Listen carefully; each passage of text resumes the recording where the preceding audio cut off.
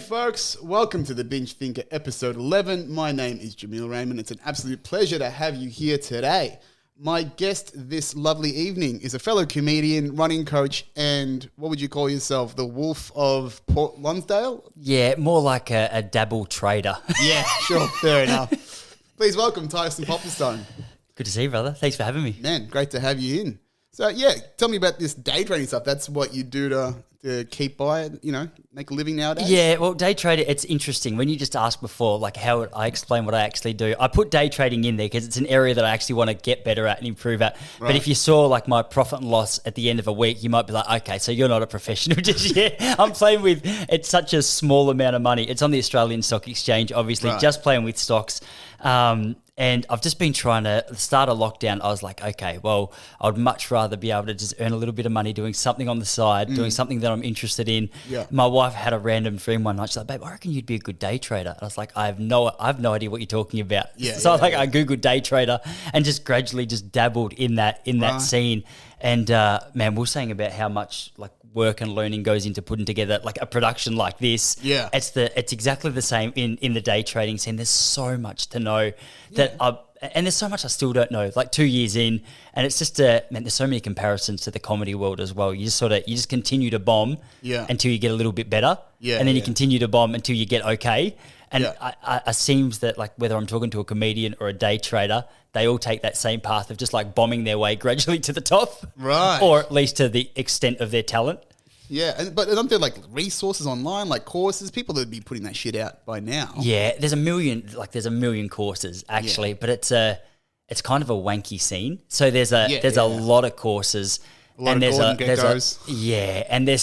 a lot of just over magnified price tags that you don't need to pay that much for. So I was lucky enough to, a good friend of mine, her dad is right into the day trading scene. So he's a phone call away. He's been doing it for 30 years and he's been sort of like a reference point because I'm the kind of guy, I'm like, stuff it, it's $2,000 for the course, but he's promised me he'll make me 20. I'll give him my $2,000. And then you read the reviews and you're like, this guy's a flog. He took all my money and he won't cancel my membership. So I've got a little bit of a reputation for going down that avenue if I'm not careful, which like for a bloke who's married with a kid now is highly irresponsible. Yeah. So I've got to try and put the brakes on. So there's a ton of resources on YouTube and there's a ton of just Google searches, and I've just been trying to gradually eliminate what's rubbish and what I connect with. And there's some people out there who probably have all the answers, but they're just, it's just so confusing. They give like a $20 answer to a $1 question and it just is too much. I can't sit there for 20 minutes. I'm like, it's just yes or no, mate. Yeah. Can you just clarify that for me?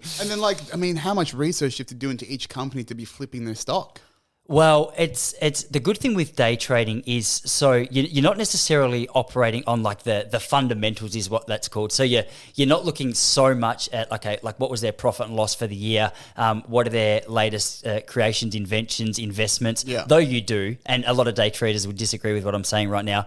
The way I look at it, it's more technical. So I'll look at chart patterns and I'll look at recent announcements and I'll look at sort of key levels like what's the highest point the stock's hit in the last 12 months, what's the lowest point, because they serve as sort of different levels for you to be able to navigate your way between. So the good news is Warren Buffett does like a far more like deep dive into the structure of a company and what the next 12 months looks like. Thank God for me and my personality, that's not as important. Once you get like a basic understanding, a basic overview of what it is that you need, you sort of just have to have really good risk management and know a couple of key points, and then you can just sort of dance and play in between that. And then once you get good and start winning more than you're losing, you can start to play with a bit more money. So I'm just in that initial, all right, be very careful because you've got a family, you need this house. Do you know what I mean? Yeah, apparently money's a really tense point in a lot of marriages. I wonder why.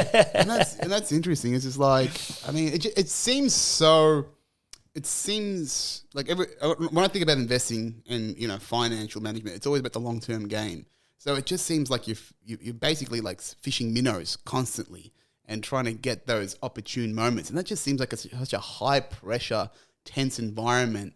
Like that's what I think of like classic Wall Street where people are sweating over tickers and fucking like, buy this fucking stock and that sort of stuff. But I just see you doing that in front of a computer and just like looking at charts and analytics and stuff like that.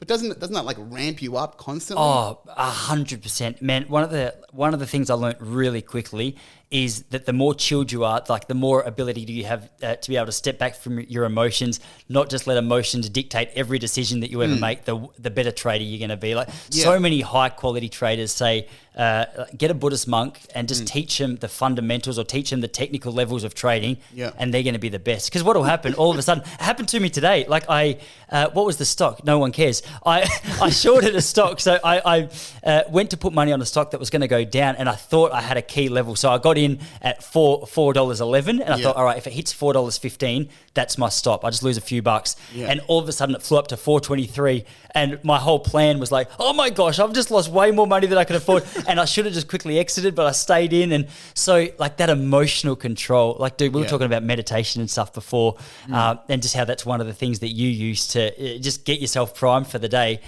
The more you can meditate and the more you can just have that ability to be able to go, all right, I'm not going to let emotions dictate every decision I make. I'm going to just take the knowledge that I have. I'm going to operate on logic rather than emotion. The better at day trading you're going to be, assuming you know what you're doing. But there's so many people who are, maybe a little bit, those people who I'm probably one of before I've meditated. It's a little bit like this. Because it's because there's such a scarcity mindset that's placed behind that, because you are consuming everything that you eat. You're consuming everything that you win. And that's the problem, is that, one of the things that I've learned through better financial education, I'm actually going to do another pod with a friend about this, is that, there's got to be a passive aspect to it. You've got to be playing with stuff you can afford to lose, so you don't make the emotional decisions, so you don't perceive risk in your life and what you are doing. It's like when I never gamble. I do gamble, I say I never, but I play poker with my dad, and I will take out an amount of money that I'm willing to lose. And that's it. And then I know win or lose, I'm okay with that. And I make a lot less fretted decisions whilst I'm playing poker, like at Crown, because it doesn't matter. It's not like I'm going to fucking not eat tonight if I lose this stuff. Yeah, so you have a better relationship with your dad and money management, because I say to my dad, all right, we'll play poker. Then he wins. I go, I'm not paying. I'm going home. I didn't want to come here anyway. Well, it's a treat for us. We just enjoy it. So that's more for the experience of just hanging out with him and spending quality time than actually winning anything. It's an upside. And like if he, because I'll usually pay for both of us, and then if he wins, I tell him to keep it. He tries to force it back on me, but I'm like, no, enjoy it. Because my dad doesn't really ask for much. So like I have to force nice things on him. But I think that's what I've always found interesting. And I don't know why you would necessarily put yourself into that position. Is that because you are literally putting yourself on the precipice of survival every time you go out there, because this is your income. It's not consistent win or lose. Yes, there is high risk and high reward, but particularly and if that's your primary, or maybe, it's a secondary source of income, I presume. Yeah. It's definitely, I was going to say that. It's definitely not a primary source of income at the moment. I'm sort of working towards that and taking the right steps. But at the moment, as I said, like it'll take one look at my sheet and you're like, this guy's just bullshitting me for an hour. He's not good at this at all. I didn't say he was a good day trader, just that he was trading. You can be a shit merchant, mate. That's fine. I've always thought that's interesting that people would put themselves in that place. Yeah, and I think money hasn't really interested me. Like I earn good money, but it doesn't really interest me. I don't really care. I care about the acquisition of wealth to create security and opportunity, and that's it. So for me, like for example, while I was, I told you I took a package, and I've had the last 8 months from being formally employed. I wasn't having any money coming in, and I was living off my payout. But I could feel that underlying sense of insecurity in my life because I didn't have money coming in. And yes, I was comfortable, but I knew that it was going to run out. And I had plenty of moments in that process where I was going, oh, fuck, man, like I've got to fucking pull things in. Even up to being employed, like I still don't get paid till next month, and I'm still like, fuck, I've got a few dollars that I need to keep in the side until then. So playing with that scarcity really fucks with me. Yeah, I really love that scene. It's interesting that you touched on that. So the idea of like being involved in such an emotional game or such a scary game where like it's fairly high risk and potentially really high reward. Yeah. I love that scene. Like my origins was in the distance running world, and my favorite feeling, though it terrified me, was standing on the start line and knowing I was about to put myself through a world of hurt, knowing there was people who were trying to beat me, but I really wanted to beat them, that I should beat them. Yeah. And just that uncertainty. And that's what I love about the comedy world. And it's the same thing I love about trading. I'm reading this book at the moment. It's called Breathe by Hickson Gracie, who was the, do you know, so the son of the creator of Brazilian Jiu-Jitsu. And he talks about that before he goes into a fight, like that fear that he feels is acceptable, it's welcomed, as long as he learns to navigate his way through that fear. And that's something I'm constantly fascinated by is, all right, how for whatever reason, I love the feeling of being terrified in certain situations. Yeah. Like turbulence on a plane is a different thing. I don't love that feeling at all. Right. But I love the feeling of being in a situation where, there's room for embarrassment, there's room for monetary loss, there's room to lose a race. And just watching myself try and process that and I've always respected people who can be in a make or break situation, Olympic final, and they deliver. I don't know what it is. I respect it. So I think I'm just constantly tinkering with my own mindset, my own body to just better improve my ability to navigate those difficult periods, like whatever it is, whatever scene. Yeah, no, I completely agree with you, right? You need that. That's what I love about comedy and a lot of things I do is the complexity of it. I appreciate the complexity. I don't mind losing because it's all feedback, it's all learning, and that's fine. I think there's something about particularly money and, it's having to be on a precipice to achieve a means to an end for your survival. People, you should be getting away from that generally. Like if it's a secondary source of income, sure, right? Because, you've got survival on your side. But generally, when it comes to wealth management and wealth creation, you want to get away from being the wage slave and, eating what you catch. Ideally, you want to build assets that generate wealth so you don't have to be so scarce in your mindset because you've got security, you've got financial security. And that's what most people don't have is they don't have this, the financial education to realize that, okay, make some minor lifestyle changes and, start putting your money into appreciable assets instead of, depreciative, consumptive things that you buy every day. And you'll build a lifestyle over time. Right, people don't understand the power of compounding, of interest, of how things generate over time. That's a significant fundamental of wealth and financial management that I've found, is understanding the value of compounding interest in any value or any resource over time. Just like it is like losing weight or generating a skill. People go, oh, I didn't get great in the short term. Fuck it, no. It's going to compound over time. You were talking about Mr. Beast before, right? We're having a chat about Mr. Beast. You looked like dog shit before, right? Even when I saw Mr. Beast and I was like, this guy's average as fuck looking, but he's got this massive following.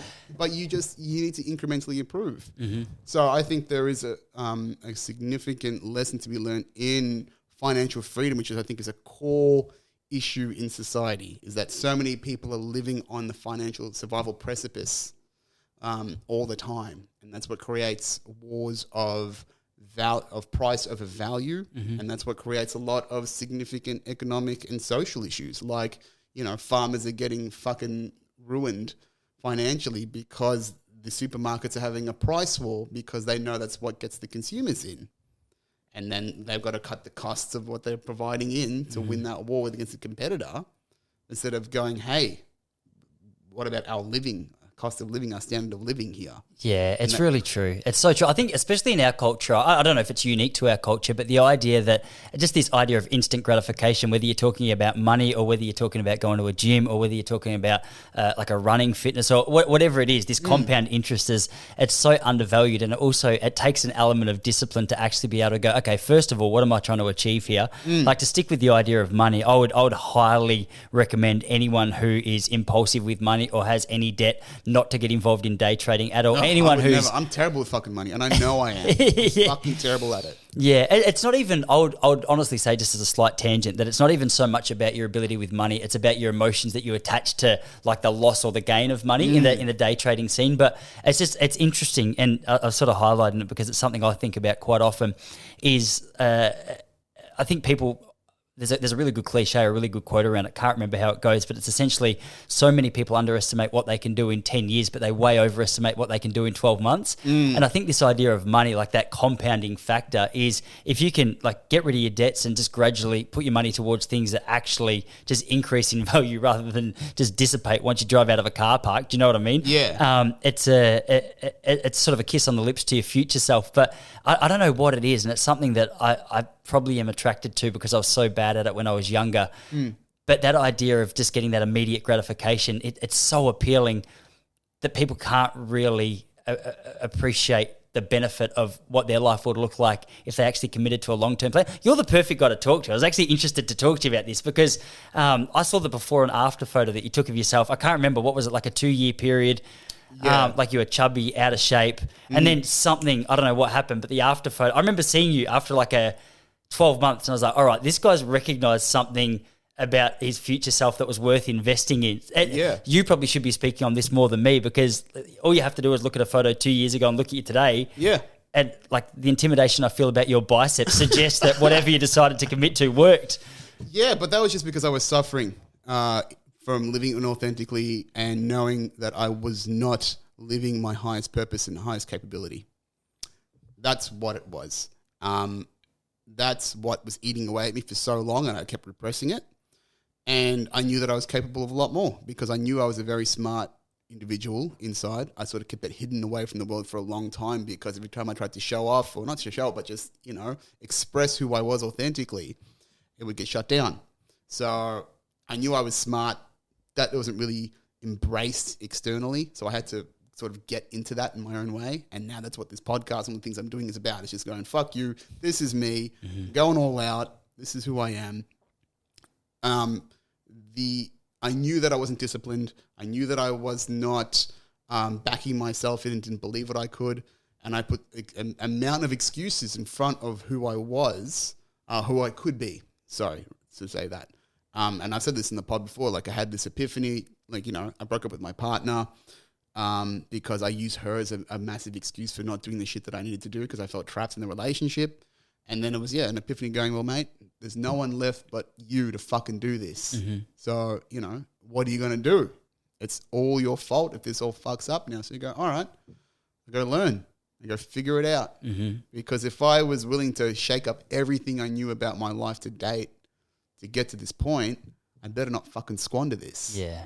And where did that process start for you? Because, like, obviously when you have that realization that, all right, I'm not living my authentic self, or I'm not living a life that I'm necessarily super proud to be living, there's so many factors to that. You can look at your health, you can look at your finances, you can look at relationships, you can look at your passions, or whatever. It's all of it. But how did you know where to start? Like, how did you know which areas to look at? Did you get like that wheel of life where there's 8 different throngs or prongs or whatever they're called, and go, all right, I need to address these? Or did you just have like a general sense of what it was that needed to be improved? Well, I knew that it was physical first because I had bullshitted for a long time about getting fit. I was an overweight kid my entire life. I was bullshitting. I was a PT. I started to be a personal trainer at one point, and I actually I am technically a qualified personal trainer. But when I got that certification, I was pretty much that schlubby dude that you saw in the before photo at some points. So I was, not really walking my talk. That now serves as a beautiful marketing campaign if you ever want to get back into the PT world. Yeah. Look what I used to look like. Yeah, I know. Look at me now. I know. I'm a model. Fuck that. I'm gorgeous. Oh, man, it's so funny. Like, there is sometimes, like, because, I never got a lot of attention, particularly female attention when, being younger. It still makes me laugh when people tell me that I'm attractive. It's so weird. It's so weird because I'm still that chubby, insecure kid in a lot of parts of me inside. So, like, I remember there was one girl that sent me a text and she goes, "You have the body of a god." Wow. I know. I wish someone would say that to me. Hey, you've got a beautiful wife that probably would if you asked her nicely. Yeah, that's right. She just goes, "Why are your nipples so big?" It's freezing, sweetie. I've got that problem Give too. me the doona. Man. But yeah, just like shit like that, I'm like, you don't know what I've looked like. And it's funny, and I show them, they know, but it's just the turnaround, the absolute turnaround that is possible. It's fucking crazy. But to answer your furthest question, honestly, I've always been taking in information And I've always been intuitively, there's always been this gut sensation and feeling. And I do go a lot of it by the emotions and self-awareness of the emotions that I feel in certain situations. So, when it came to my physical health, I knew that I was bullshitting myself. I couldn't do it on my own. I outsourced it. I bullshitted myself for too long about that. I knew that I felt guilt about the way that I treated my family and my brother.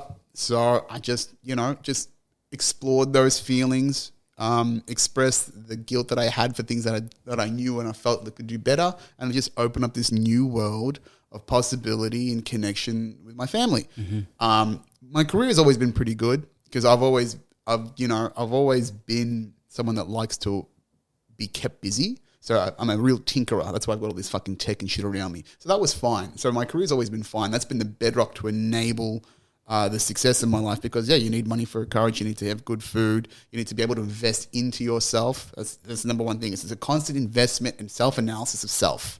And it's not, people used to think it's self-indulgent. I don't think it is at all. You need to be constantly investing in yourself because you take yourself into those 8 spheres in the wheel of life that we talked about, right? You are you in every dimension of who you are as an individual. So you may as well be the best person of yourself, the best version of yourself in all those spheres if you want to get the most out of whatever you enjoy. So, I'm constantly iterating in every dimension of who I am over time. And it's just now, just to talk about compounding, I've got momentum, a shitload of momentum, right? I don't really care. Like in the first 12 months of doing the physical transformation, I was very meticulous about the food. I would get really judgmental and freak out about my weight. And even if it was just like 100 to 200 grams in variation daily, I used to stress about that stuff a lot. So that was obviously a focus for a little while. Then it was my mental health, going to therapy every 2 weeks, figuring my own shit, repenting, all these sorts of things. So then mental health, and then also building those practices in to help me navigate my mind, the state of consciousness, my traumas, right? So those were primary focuses. Now the physical is not a primary focus anymore. It is creating this company. It is about, taking that step further. That plate is spinning and it's fine. Yep. It's fine where it is. I tweak it, but I know how that works. Mental health, pretty similar as well, right? I know I've got the tools to maintain.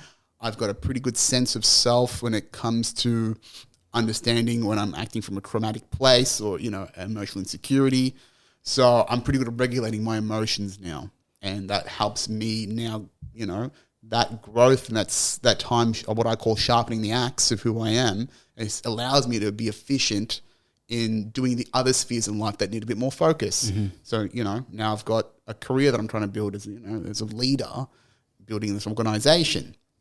Maybe it's exploring, for example, I'm looking more into expressing sexuality. Like I'm not queer, but just in understanding, instead of just being this fucking man that, stares at porn and tits and ass, but there's a lot more nuance to us as sexual beings and our sexual energy. So that's a new area of exploration for me.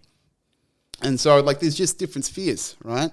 But you still got to bring who you are and have a central idea of yourself to a certain extent into those different wheels. And then I think it's not necessarily, it's a balance of growth and death, right? There is duality in all things. So the growth is actually approaching the things that you've probably had feelings about for a long time and approaching them. And then also peeling away the stories and the disbeliefs that you might have had by doing those sorts of things, shame, trauma, all that sort of stuff. So that's what it is really. Understanding that you are multidimensional and you still have a core sense of identity, but you need to be really aligned to that, or at least be comfortable with that and accept that as you go into uncharted territory of yourself. And that's just that's the constant process that I'm doing internally, whilst I'm doing everything externally as well. Yeah, that word momentum, it stands out to me heaps about what you just said, because I'm fascinated. Obviously you had some background in this, being a qualified personal trainer. You probably knew what you were getting yourself into, but that physical transformation I'm fascinated by, because people often say to me, they're like, dude, how can you like running it's horrific. Like, no, like that's just a sign you're either doing it too fast or you're not doing it enough. Like try and slow down and do it more regularly. And eventually you get to a point where you don't just wake up the next day and you're sore and you feel clunky and you feel like you're limping. It actually becomes a way to, like you were just saying about that what did you say? You called it beautifully. I try to call it a throng, and you the 8-wheel of life. Oh, I got 8 spheres. The spheres is the word that I was looking for. Yeah. It's amazing how much they feed off each other. Like I'll go out for a run now and then I'll get home and my wife will go, "You're such a better person after a run. Thank you for doing that." Yeah. And the opposite's also true. Like if I've been stressed and I haven't exerted too much energy during the day, and I lost $7 at day trading, and then I don't go for a run, I'll go outside and Jess is like, "Man, how are we still married?" She's like, "Do you know how many guys would be interested in this? You got to get your actor." She's never spoken to me like that in her life, but I tend to throw her under the bus when she's not around. But it's interesting how much they all sort of infiltrate into the other areas, and that momentum. Once you get past that initial discomfort, it not only becomes so much easier to do, but it just gradually picks up the not only the awareness of the areas that there is to improve, but also your enjoyment of the other areas. But I was fascinated. I don't want to take you off topic, but I'm fascinated to talk to you about what you just said about porn and watching porn or not watching porn or exploring sexuality, because that's something not a lot of guys our age really talk about openly. No.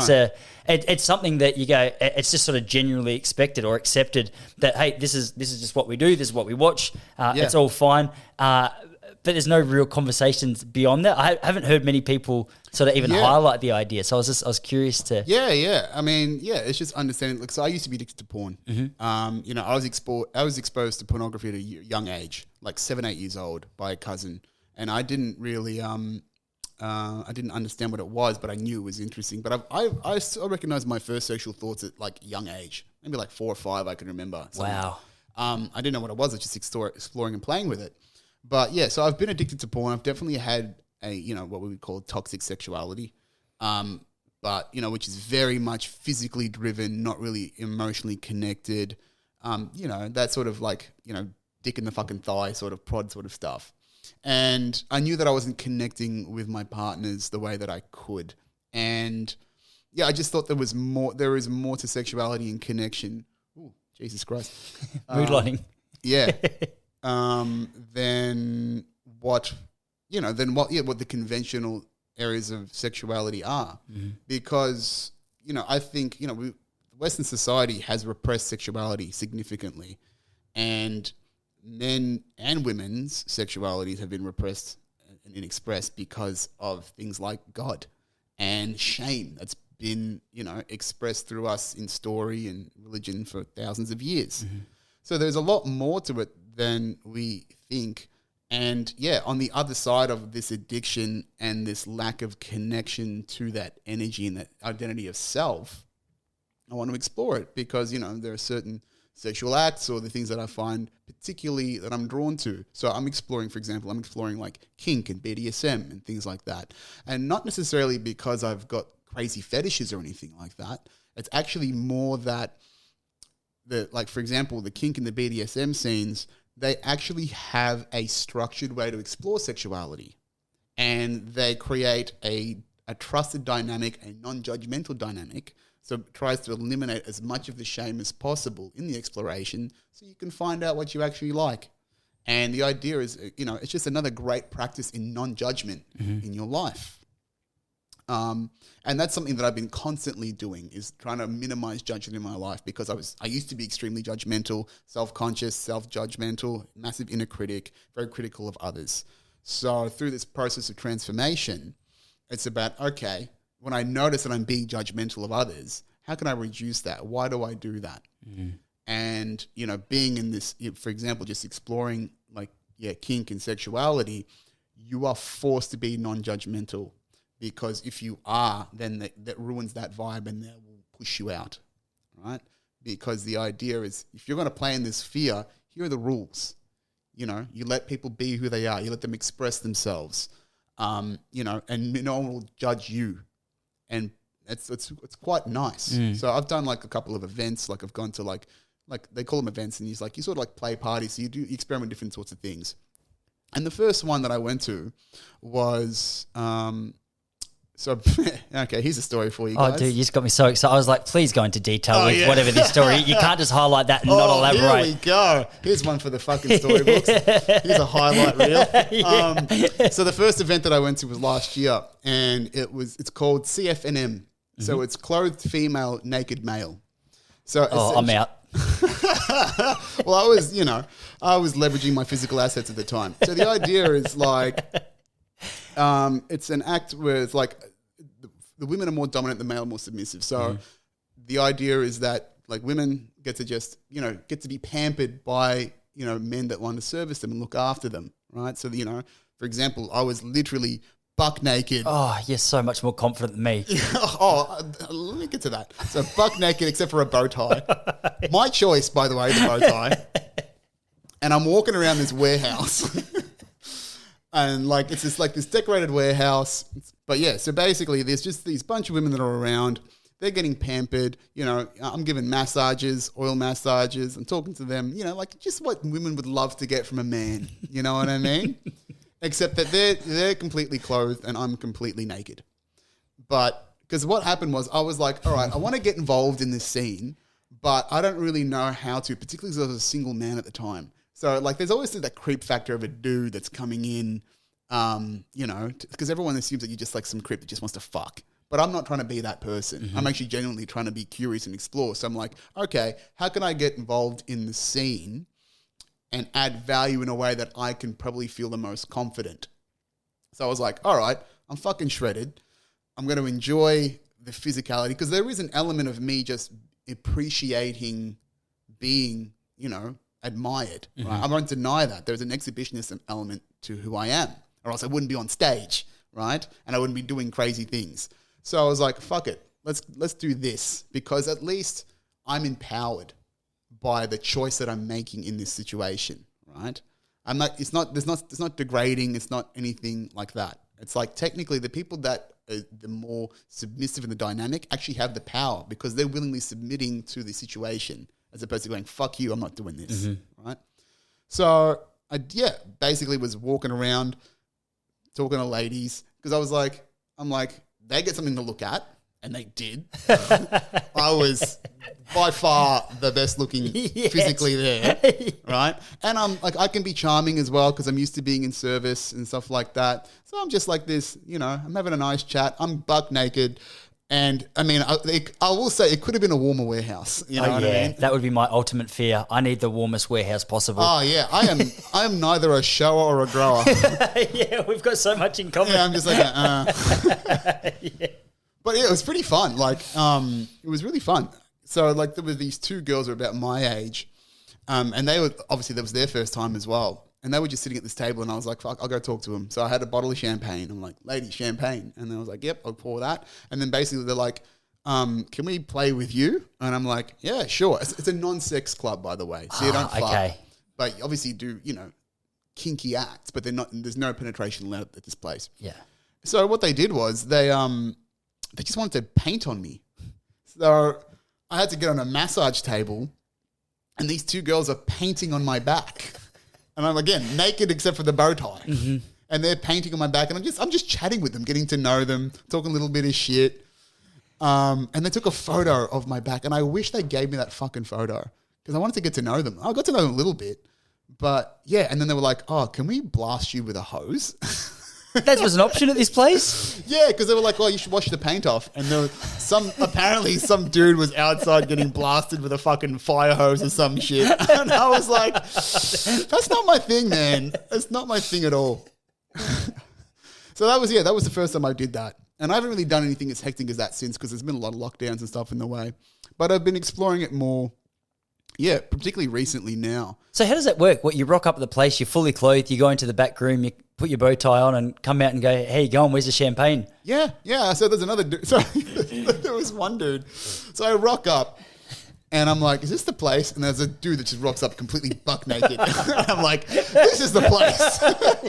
He's like, "Hey, come in, let me show you around." And he shows me around. I'm just like, okay, so I'm new to this. So how does this work? And then he goes, "Oh yeah, well, if you want to get to know people, you're just there to serve them. So there's like nibbles and you ask them if they want anything. You have to understand what's on your menu as well. So things that you're comfortable with as well. So what are you comfortable doing for them? What are you not? So I was like, okay, you know, I'm happy to pour drinks. I'm happy to chat. Some people like to massage. I'm a great masseuse. So I was like, all right. I spoke to a couple of ladies, gave them massages. There was a couple there. He just pulled me in to help massage his wife. So I'm making small talk, and there's a lovely couple. So I'm just massaging this older lady's calf, making small talk with a guy in a gimp mask. And I'm just making like ridiculous small talk. Wait, what's the gimp mask? Is that the one with the ball in it, like Pulp Fiction? No, it's just like that, like a balaclava, but made out of latex. Oh wow. Yeah. Catwoman style. Yeah. And I'm like, so how much does that set you back? And he's like, yeah, about $350. Wow. I'm like, oh, they don't make them cheap, do they? Whilst I'm massaging this lady's calf, and she's like, she's moaning, and I'm like, what's going on? Is she really into this? And she like lifts her head up, and she's like, can we keep him? Because I was like really getting into like a good part of her calf. She's really enjoying the massage. That's such an interesting vibe, man. Like the idea, I can't imagine what I would say. If my wife said to me, hey babe, we're going to go down, I'm going to wear my nice dress and you've just got to hope it's warm in there. I would be like, sweetie, like tell me what, I'll clean the kitchen. I'll do whatever I need to do. Just let me know. People say to me, like, I don't know how you get up on stage and do stand-up comedy. For me, stand-up comedy is a walk in the park compared to that, being naked in front of strangers. Yeah, but it's a different kind of vulnerability. Being not a grower or a shower. Yeah, look, that was the hard part for sure. Well, not hard at all part, to be honest. How well lit was it? Are you like, can everyone see what you're carrying around there, or is it? Yeah, I mean, if you look hard enough, yeah. Yeah, I would have been looking. Like, yeah, there was like, you know, it's dim. Mm-hmm. It's dim. I mean, there was one dude there with like a full hard on because he just loved what he was doing. And I'm just like, oh, good for him.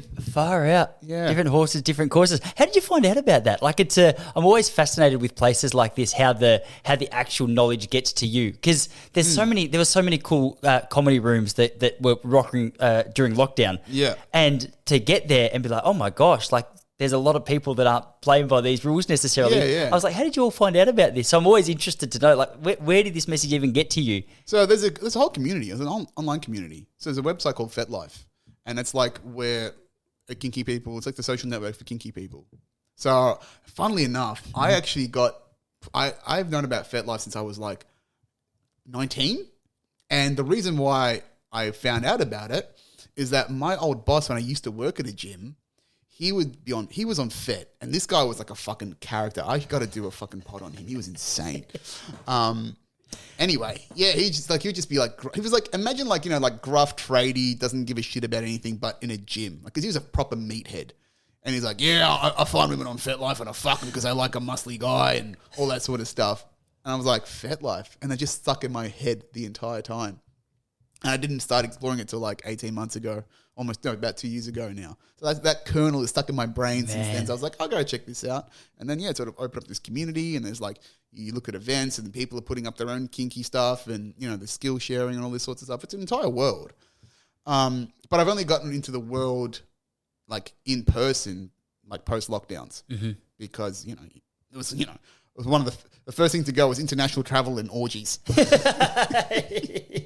know what I mean?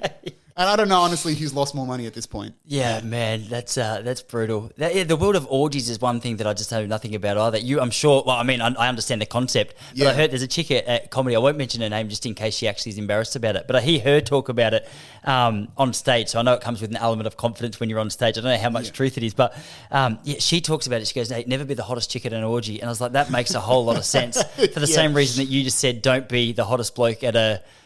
What's it called? I'm naked. I'm going to serve the women. Well, I mean, they didn't really search me. I wasn't like I mean, I was kind of objectified, but that's the point. But, you know, I was definitely like, I was like, I wonder how this is going to go. And then literally within like 4 minutes of me being there, they're like, "Do you want to play?" And I was like, okay. Because they were intimidated, and maybe other people went their type. Because the thing is also, one of the things you have to realize with this, what I found out from the kink community, almost the hard way, is that it's not like that kink community is full of like just sexy, hot people, and it's like this. It's not like a bunch of Instagram influencers and hoes, and, you know, like, or what we expect sexuality to be. It's a bunch of very normal people. It's a bunch of very normal people that have this part of themselves that they haven't expressed, but they found a way, and they have to keep it on the side. So, you know, you see all ages, all bodies. you know, good or bad, right? And again, that's the practice of non-judgment for me, is to go, okay, right? It's not what you think. You're not just going to dive into a fucking, you know, neck deep in beautiful pussy. It's not how that works. Yeah, sure. Right? If anything, being on FetLife and being in these kink communities amplifies the conundrum between male and female sexuality, I think. Because, like, again, most of the guys that, you know, are not exploring sexuality in a healthy way, like, if you're a woman on Fet, you get, like, your inbox is full immediately with creepy guys being like, hey, babe, want to fuck? Yeah. You know, and just, it's all just disgusting man shit, right? And then, you know, me as a dude, I get fucking fuck all DMs or messages or anything. Because women are the choosers, right? And I think of this, it just amplifies the sperm and the egg, right? We've got a bunch of fucking sperm trying to hit that egg. That's such a good analogy. I've never thought of it like that. That's what it is. It really is about that. It's the, you know, it's the woman's or the feminine's responsibility to be choosy because they have the most risk when it comes to sex and, you know, having offspring and all that sort of stuff. They are the choosers. They're the gatekeepers, right? So they're looking for the best quality that they can maintain, and men are all about the quantity. That's a constant in sexuality, and you know, for thousands of years. So again, that amplifies the conundrum of what that is, because there's a lot less risk in doing it online as opposed to doing it in person, right? How many people do you know actually talk to women and go up to them and talk to them in a bar nowadays, right? It's all about apps and shit, because you're minimizing the risk of rejection, the potential for rejection, and the investment in time to try and connect with someone. That's what's beneficial for men for dating apps. But for women, they still want a connection, and it's dog shit because, you know, men are just like, hey babe, how are you? Yeah, it's so interesting. Like the world of apps versus the world of real life. That I guess just getting through the awkwardness of the initial conversation and maybe that first impression. It is so much easier being able to sit behind your phone. I often wonder, like as a single guy, one of my best mates is single. He's my age, not a creepy guy at all. But one of the things I love about him, it's funny when you have to give that context before you say it. You go, okay, maybe what he's about to say is quite creepy. But one thing I love about him is he's still got that. It is a confidence, but it's also, I know he's trying to work through a fear or a sense of nervousness when he does it. But he'll see a pretty girl that he's interested in and not trying to be creepy, just going up, have a bit of a conversation. And I know, because he's a relatively shy guy, but he'll go up, he'll have that conversation, he'll initiate it, he'll go, hey, blah, blah, blah. You know, depending on where the conversation goes, it'd be great to catch up, maybe not. But that idea, it's almost I guess you can't call it an art form based on that, or maybe because it's so rare and it being successful, it is an art form. Yeah. But like the idea of that is something, it's terrifying to so many people now. Like what are your thoughts on that versus the app life? Maybe I can guess it based on what you just said. But do you prefer that face-to-face contact, that, all right, I'm going to have to do the hard yard to go up and speak to you physically in person, try and leave a good impression rather than just swipe right or left? Or I've been married a long time now. I don't know which way, which is embarrassing to admit. Do you know what I mean? I have to say that just for the context of my wife. Otherwise she'll go, how did you know so quickly which way to swipe? That's my spare phone. The iPhone 4 we're talking about. Yeah. So are you, do you prefer that face-to-face kind of contact when you're initiating a conversation with a chick? Yeah, okay. So number one, I'm actually terrible at picking up women. I can talk to women, not a problem. I can talk, full stop. I just have problems converting the conversation to something sexual and trying to progress that. And that's something I'm working on now. I prefer to meet people in person because I'm best in person. I know how to talk. I know how to talk shit. You know, I am an experience to be around, and that's what is attractive. You know, particularly to women, is, you know, oh, he's funny, oh, he's engaging, he's not some fucking dickhead. So ideally, I do my best work in person.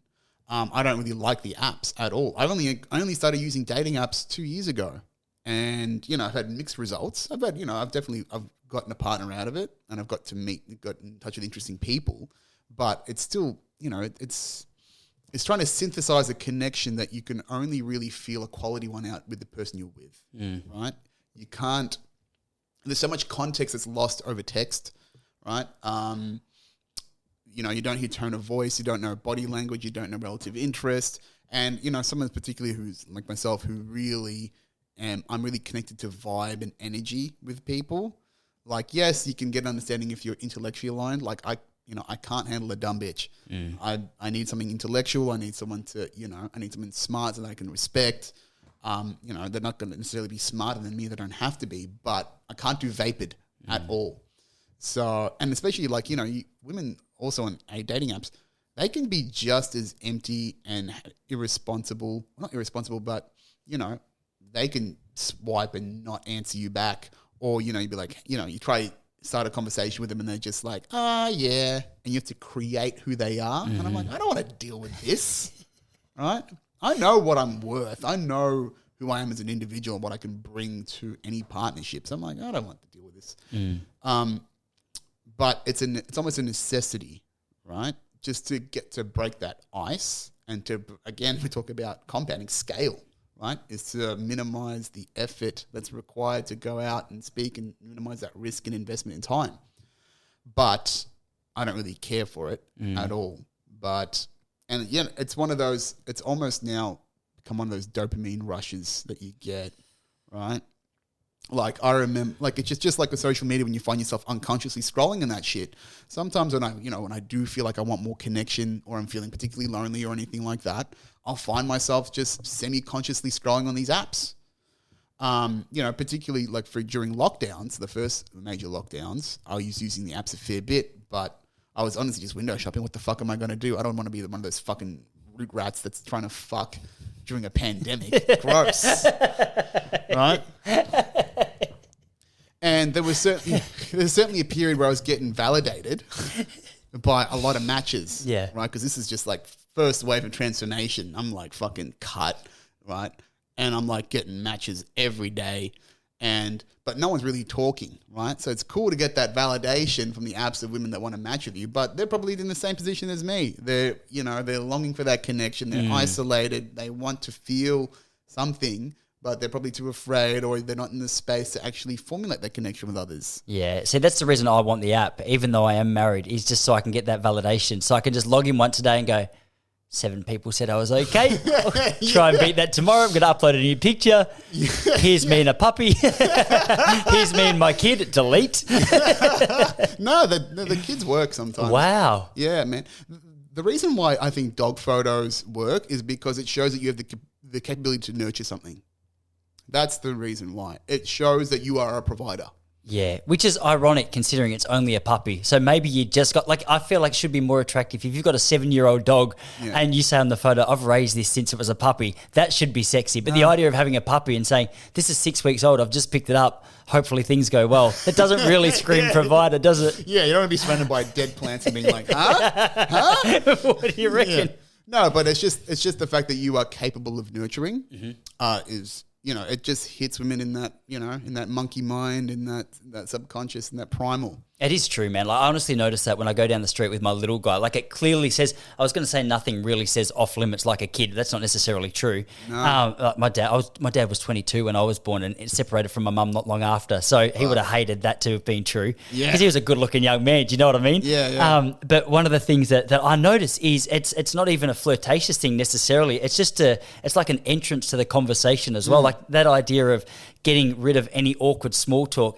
It's gone because who doesn't love a kid that's on its best behavior? You can come up, oh my gosh, he's beautiful. You know what I mean? Yeah, and just that almost not flirtatious necessarily, but that friendly nature. It's just it's an entry level into the conversation. So and I notice the same thing with dogs as well. Even when I don't mean it, like I'll walk past a cute little Kelpie, say Kelpie to be specific, because there's one just near my house. And the first time I met the lady, she's about 50, walking her dog. The conversation's so natural because you go up, she loves her dog. Apparently I love her dog. And then from there, you just develop a little bit of a friendship. It's just, it's always interesting to see which things open up a conversation or a friendship. Kids and puppies seem to have a pretty good success ratio as long as the kid doesn't have a rat tail and as long as the puppy's, relatively friendly and healthy. Brayden! Yeah, seriously. I was thinking Jaden, which is funny. Anything in Den, really. Yeah. But that's because, you say it, you're showing it, not saying it. It's easy to talk a game, but here's the proof. Right? Here's what you've provided. Here's what you are nurturing. That's what women want to see, right? We're both trying to minimize the risk in the investment.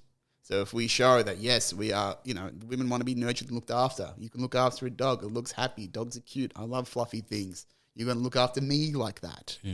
I had a mate that he told me like he would get a decent amount of matches on Tinder, took his dog out of the photos, way less matches. So offensive. Yes. So offensive.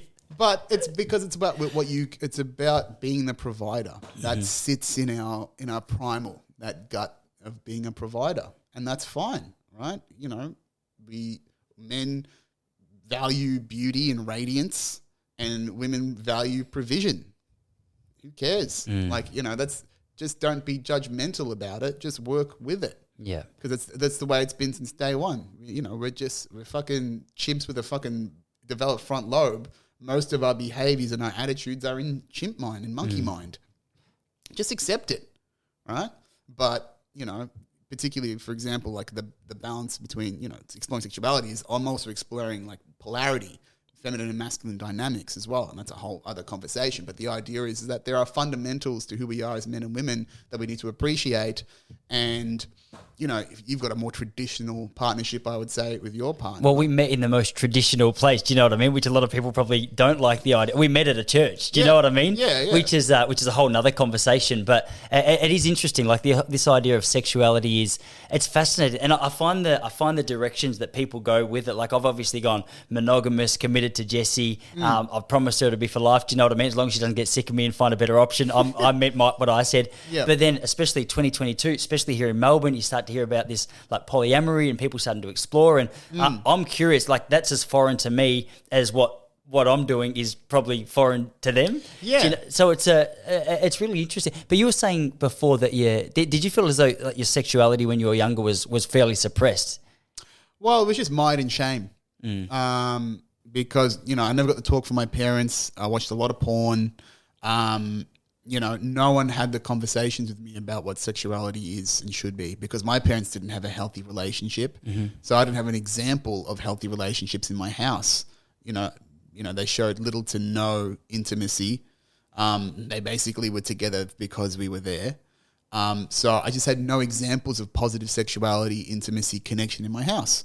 So I've come to realize that in the way that I necessarily have been somewhat disconnected emotionally from partners, and things like that. So that's what I've noticed within myself. So I go, okay, what, again, problem solving mode, those 8 spheres of existence, whatever they are, is okay. Why? What I recognize this within myself. I know the ideal of, I have a better idea of the ideal that I'm aiming towards when it comes to a partnership. Like I have no problems being emotionally monogamous. I was in that 10-year relationship with my ex, and I enjoyed the emotional monogamy. I like being connected to one person. It was just that I was not being my full self in that partnership, and that had dragged on for so long, and the commitment was growing over time to get married and stuff like that. But I was like, no, I'm not done being me. I haven't been me yet. Because, you know, I was basically when I was like 19, and I was still figuring myself out, as we all are. So, yeah, I was just going, all right, well, this space and time is for me now. I've done a big chunk of time in a committed relationship. It didn't work out. I've reflected on it. There were still good parts of that relationship that I want to carry with me, but the ones that I don't, let's explore it. How am I going to make this better for myself so I don't make the same mistakes over and over again? And that's what this period of my life is now. Is just exploring, okay, you know, for monogamy, for example, right? Monogamy does not run in my family at all. You know, in Islam, you can have up to 5 wives. My grandfather on my mum's side had 2 wives. My grandfather on my dad's side had 2 wives, and so on and so forth, right? So this idea of monogamy is not necessarily in my DNA. Now, does that mean that I'm going to fall back into that? No. But we know societally, despite the restrictions that religion has impinged on our sexuality with, you know, monogamy and whatnot, that 50% of marriages end in divorce. We have these feelings, we have these desires, but we are constantly battling with that conflict of the, you know, that self-expression or that urge versus the commitment you've made to yourself. Is there a healthier balance in between that so you don't disrupt the family unit through compromise, through communication, through trust, right? To explore those areas. And that's what things like ethical non-monogamy are, and things like polyamory. But I'm probably exploring like ethical non-monogamy at this point because I just don't have the time to maintain a singular relationship just because of all the things I've got in my life. And I was already in a monogamous relationship. I tried to be in one just recently again, didn't really work out. So I'm like, okay, made the mistake twice, or learned the lesson twice. I've got to be on my own now. So I'm still in the very early days of that. But I think the challenge is when people are exploring these things, they don't necessarily have the emotional capacity and the communicative capacity to do it well. And that seems to be the problem in these communities, is that they're happy to have the fun parts of just fucking other people and being like, yeah, we're not together, so it's okay. But when it comes to actually managing the relationship and the dynamics of each and how they interplay and the expectations that are built upon each other when we do these things, because we're still mired for the most part in that uncertainty and that insecurity that we might have within ourselves, in the partners that we seek, creates a fucking mess. Yeah, it's so true. That's one thing I've noticed, and my wife and I laugh a fair bit about it, is because, so we've been married 11 years now, and one of the things that we say in that 11 years, I'm like, babe, I reckon you've been married to 4 different blokes. Yeah. Do you know what I mean? Because obviously I was married when I was 24, and then I'm 35 now. So just the phases of life that we've gone through, from like meeting in the church, and then we both went on a bit of I guess you just call it a journey, for lack of a better phrase, of like moving away from the church and losing interest in that, and but still more losing interest in the religiosity of what it was rather than the actual key message, like the core tenets, or the I guess if you boiled it down, just like the actual takeaways from it that are actually applicable and sort of travel across all cultures, all religions, and you can sort of boil a lot of major religions and a lot of major belief systems down into like a certain element of core beliefs. I feel like one of the areas that I got really torn on was almost like the dogma, like you have to believe this and you can't say that, and that was really unattractive to me. Just like that rigid scaffolding that didn't even allow for like genuine questions to be asked. I've always had an issue with that. So I think one of the interesting things for us is just trying to learn, back to your point, like trying to learn how to navigate the changes in me and the changes in her and how we see the world. And okay, now we've had a kid, what does this look like? And why aren't I the center of your attention anymore? And it is hard. Like I'm committed, as I say, but I can definitely see the appeal that some people would have to go, fuck this. Do you know what I mean? This is a lot of hard work. Yeah. And it's no surprise to me, especially with like all the other stresses that life can throw at you, that 50% of marriages end in divorce, because it's really difficult sometimes. Do you know what I mean? Especially married to a Muppet. Do you know what I mean? Who made $7 on day trading? It's going down to Melbourne to do funny jokes tonight while you bath and put the kid to bed. Yeah, for negative $80 we're going to feel like it costs you to get there. Yeah, but that's the good thing is that you're growing together.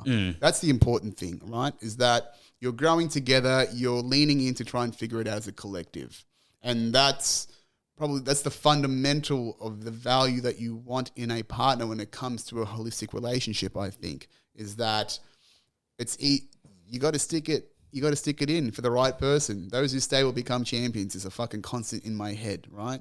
Because it's so much that cutting and running. That's a great quote. Yeah. Yeah. Cutting and running is just not going to help the situation. You're going to create the same loops because you haven't really learned from the situation. Unless you're getting to a point where you just aren't keeping each other the same company, or at least having the faith in each other and the trust in each other, then okay, it's a conversation that may have to lead to consequences. But the fact that you are evolving together, I think, is quite healthy, because when I was leaving my partner, we were growing apart. Yeah, that's a key feature, isn't it? I reckon you've just highlighted exactly what maybe makes it work, is the fact that if you've got that central goal of, all right, no matter within reasons, like I'm not gonna be married to you if you cheat on me, but within certain boundaries, as long as we're continually committed to this idea of growing together, and like I'll adapt to you if you adapt to me, and you know what I mean? Yeah. Like that, it definitely strengthens a foundation that your marriage is built upon.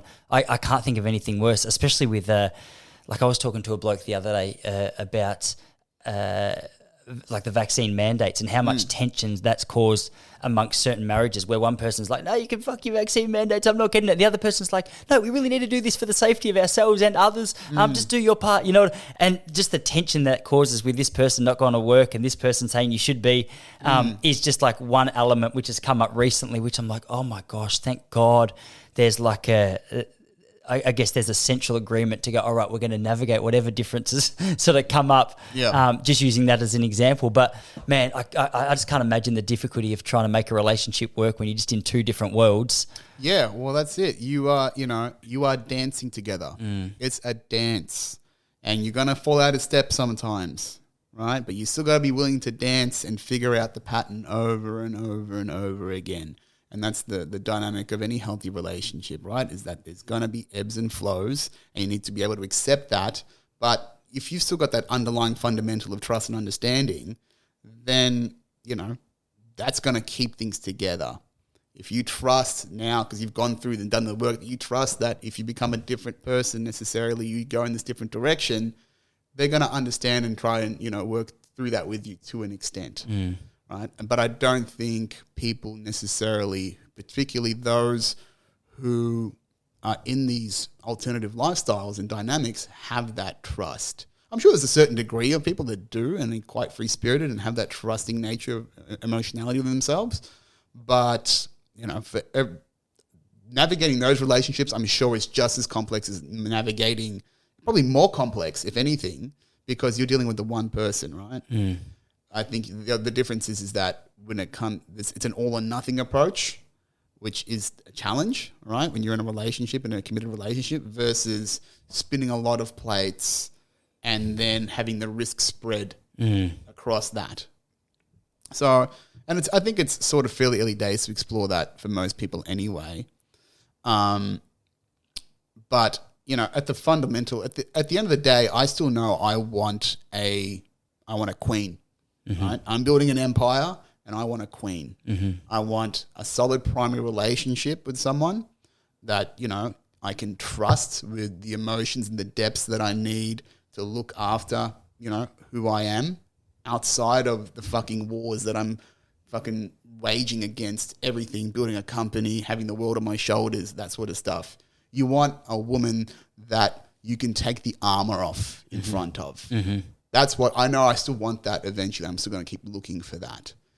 But in the meantime, doesn't mean you still got to find that person in the process. Yeah, it's such a good point. I don't know if we were recording when I told you this earlier, but that Rickson Gracie, the son of the creator of Brazilian Jiu-Jitsu, was talking in his book today about how exactly what you just said. One of the most helpful things to him was to the world. He was a literal warrior. He was a samurai. He would go out and he would beat people's asses, and he was considered one of the toughest blokes on the planet, which he was in his particular scene. And then he would come home and, he would have a couple of doubts, or he'd have a couple of insecurities, and his wife would just big him up. And I reckon that's one of the most helpful things. Like I love the word you use for it, like your queen, like that person who's there for you when you got your armor off and she can see the wounds a little bit. And I'm like, I got one of those, but I feel like you can't underestimate the value of that. It's amazing how much just having a person in your corner, just being your cheer squad, when they know the real you, they know your bullshit, they know your fears, your insecurities, your impatience, whatever else it is, and they still cheer for you. There's something about that. Like you get up in the morning, you're like, I wouldn't sacrifice this for like 10 hot chicks who are interested in me. This is way more appealing to have one solid fan. 100%. Actually, give me 1 sec. No, you're a brother. Oh, Jesus Christ. It's been waiting in the back of my... Yeah, that's cool. Oh, just making sure it was still recording. Yeah. I was just in the back of my head, but it's all cool. No, good. That stays in the pod. Fuck it. But you've definitely lucked out. I think that the system of you that you've built around you, obviously with religion, a more traditional way of having that put upon you, has been fortunate for you that you found a partner that has supported you in the more traditional way, in that masculine feminine dynamic, which is great, awesome. But I'm reminded of a Patrice O'Neill bit. Where he talks about, I am the CEO of me, right? I'm the CEO of me and my organization, who I am as an individual. Now, in this point of my life, do I need a vice president? And will that vice president be able to take on the responsibilities of the corporation, the company of me, and handle that right now? The answer is probably no, right? So maybe instead I have a bunch of casual employees, right? And they rise through the ranks, right? That's the perception, because so often, a lot of unsuccessful relationships occur from particularly men, and I've been there as well, having a low value system for themselves and in their partners. So they stick around in abusive relationships. It's happened to me to a certain extent as well. Not that I blame my partner or anything. That was me. I didn't stick up for myself. But yeah, the idea is that when you value yourself to that extent, the partner that you choose has to be supporting your life, right? It has to be supporting your lifestyle, understands the vision of who you are as an individual, and will be taken on that vision with you and support that journey. And if you've got that, then you've got a fucking winner. And it's very hard to find that person. And that's what I said for now, is that I can't commit to a relationship because I don't believe there is anyone out there that can slot in and be fucking, the director of where I am while I'm the CEO, the chief operational officer, whatever that is. I don't think anyone can get to that. Maybe in time, once they get to know the ropes of me, work part-time, and then maybe you're a full-timer, and then maybe you're a manager. It's a good point. Well, just to use Jessie and I as an example, again, like we were friends for a couple of years before anything happened. She probably accidentally just climbed her way through the ranks without realizing. I asked her out a year before we started dating. She's like, dude, you definitely know what I was looking for. And I called her mum because I was shattered, and me and her mum got on really well. Yeah. And I was like, oh, can you believe it? She's like, yeah, well, I knew she didn't like you, but come around to our house for dinner like once a week because I like you. I reckon you'd be a good match. And it was just gradually through that process of going around there, catching up. We would go out and have a coffee, and then, like I like to say, the charm sort of rubbed off on her, over the course of a year. And she came around, but it was interesting because I often think that 12 months of actually just getting to know each other a little bit more was such a solid foundation for what we've built. We actually, we had to get past that awkward communication at the start where I was like, hey, you like me? She's like, no, I'm not interested at all. And then it was just getting to know about each other and knowing what my passions were, what her passions were, what my quirks were, blah, blah, blah. There's definitely something to be said about that casual employee climbing through the ranks. Yeah, because you've got to learn the ropes. You've got to understand what this is, right? You've got to understand what the dynamic is. And, it's almost like flipping the script a little bit on the male conundrum we were talking about before, right? Is that, most guys will just take a girl that will take them. But there's a lot more to a man's happiness, I think, in the way that they choose their partner and who supports their life, right? Because I'd say that man's greatest weakness is women. I think so. Because, we're so emotionally bound, and most besides the purpose of our mission of what we do as individuals, our second most prevalent primal instinct is to procreate, right? Is to, approach women. So having an understanding of, how that dynamic works is extremely important, but I don't think a lot of men do that at all, right? They sort of just blunder their way into a girl that likes them and they hang around. But when you put yourself in that value system of, okay, who am I? I am me. I am CEO of Jameel Corp, right? This is where I'm going. This is what I will provide. You will get benefits. You will get a lifestyle that is enabled by me. Are you actually worthy of that to support that mission? That's an inverse of men just going, yeah, she'll do. Right? She'll keep me company. I don't really know her that well. We don't really get along that much, but she hung around. Yeah, and that sort of just speaks to the topic that we were speaking about earlier when you were saying about your transformation, like the idea of having, not to necessarily use you as an example, but just to use that idea, like to be lacking confidence and to go, oh, well, I'm just I'll bite my tongue or I'll just accept what I get. That's such a horrible foundation to set anything upon, isn't it? Because the idea of just settling for whatever comes your way, what is it? It's like that which isn't worked on tends to atrophy. It's like the idea of actually having to invest and having to work and having to just continually refine what it is you're looking for, what it is you're working towards.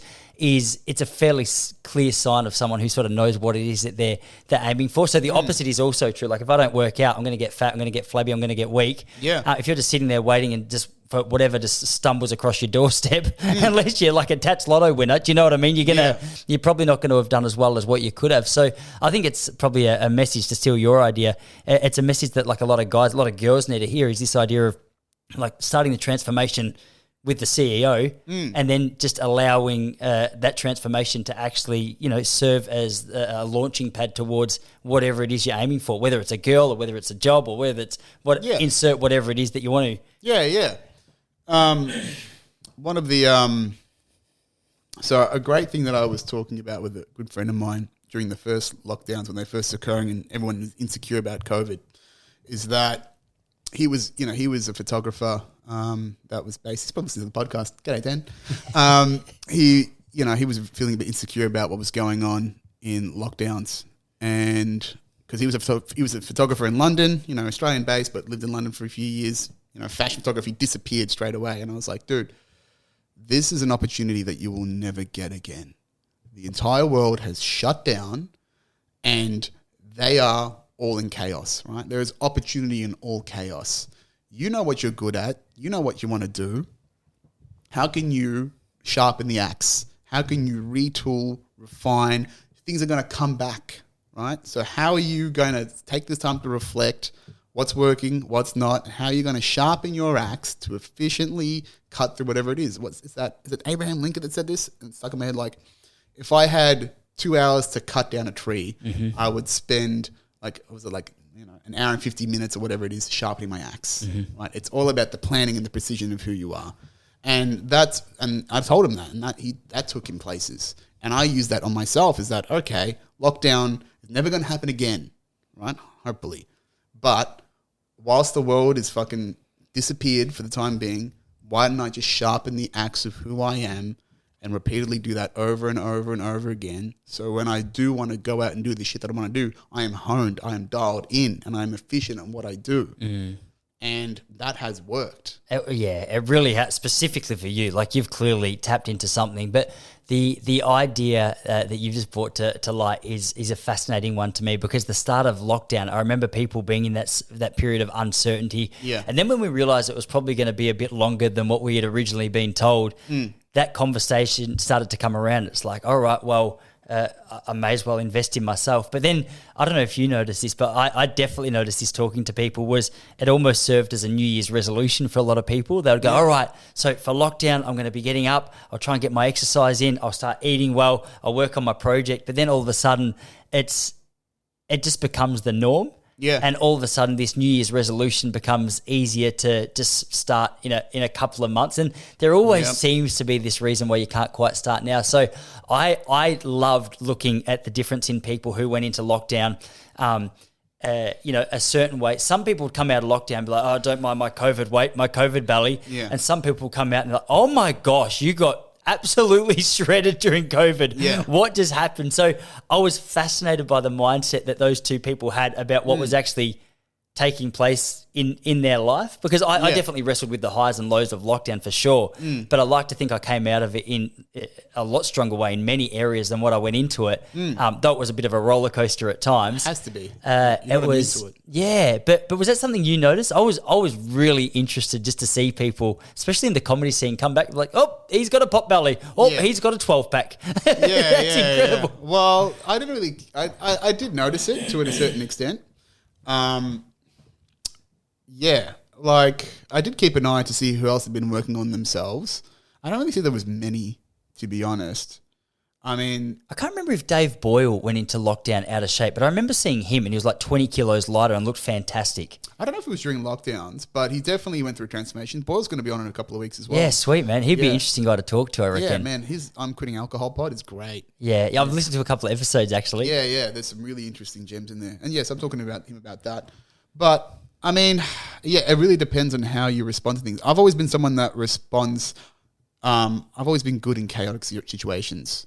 I'm not one that's I'm not flighty. When shit goes wrong, when shit's serious, I jump into action. So I just use that to my advantage. I know I had a calm of mind, a presence of mind to go, oh, well, what can I control? What can I do to be in this situation? So yeah, that's just what I use. And then a lot of people aren't like that, right? People are resigned. They're happy to, take the lower road. And I'm not judging those people because I took the lower road for 10 plus years with myself. I compromised constantly because I didn't believe I could do it. So I've been there. Hopefully other people pull themselves out of it. And I see that more often than not. And yeah, people, it's just up to them. It's up to the individual and their perspective on life and who they are for themselves. It's so interesting to see the road that people take. Interesting to hear you say that for 10 years you took that lower road. Like, inspired by a lot of what Jordan Peterson says, I picked up a book recently called The Writer's Journey. I don't know if you've heard about it, but it looks at the hero's journey and how that story of, I guess, just the life of a human takes particular routes in Joseph every... Campbell. Yeah, for sure. Yeah. So for those who aren't aware, essentially it's just got this idea of someone leaving what's familiar, venturing into darkness, coming out with a few gems and bringing it back to where they originally left with like a broader, bigger, deeper understanding of, what life is really about. Yeah. And it's so fascinating just reading this book and trying to get a bit of an idea of where we are in our life right now. And there's areas in my life right now where I'm probably still that bloke who's a little bit afraid to leave home, and I'm tinkering, I'm flirting with the idea of leaving, but I'm not quite there yet. But then you look into another area and you're like, oh my gosh, I think I've just returned with the gems. My life is more enriched and it's more enjoyable, and it's I'm more grateful for what I have now than what I was a couple of years ago. And I feel like for anyone who's maybe going through that phase of just being in a rut or being accepting less than what they should be, I feel like this idea of understanding the hero's journey is helpful because it actually gives you almost a template for where you might be. Oh, yeah. A lot of people just go, okay, I guess my life's terrible. I've got depression. There's no way out of this. When a lot of the time there's so many other little nuggets of wisdom. I remember, and this isn't unique to me, but some of the like, I guess the darkest day or the most depressing times of my life, the grief, I probably should say, has been the time I look back at and I'm now grateful for, which sounds so cliche, but it's cliche for a reason. Yeah, but it's part of the cycle. For sure. It's part of the For cycle. sure. And you come back with just a greater appreciation is what I find. And I'd much rather get older and start to develop more appreciation for what I have than turn into one of those 65-year-old blokes who's just gradually getting a little bit cynical that his dreams haven't worked out the way that he anticipated. Yeah. But that's, that's up to your perspective on it. Like for me, I've definitely read about the hero story, and this podcast to me is the gems at the end of my hero's journey for the general transformation of who I am. I'm still growing and I still got all those dimensions, just like you said, where I'm, not leaving home, or I'm at the wise sage, or I'm at the dark night. Previous to this transformation, I had a dark night of the soul, which is basically the pits of despair. I was having anxiety. I was about to go overseas on a holiday with my partner that I actually didn't want to be with. We were going to commit to a year of backpacking. If I had committed to that year of backpacking with her instead of breaking up with her, we would have been stuck in India when the peak of the pandemic hit, right? I've dodged a fucking bullet. And that was just by following my gut. But so, yeah, that hero's journey exists in all of us, and it's a useful paradigm to run your life against.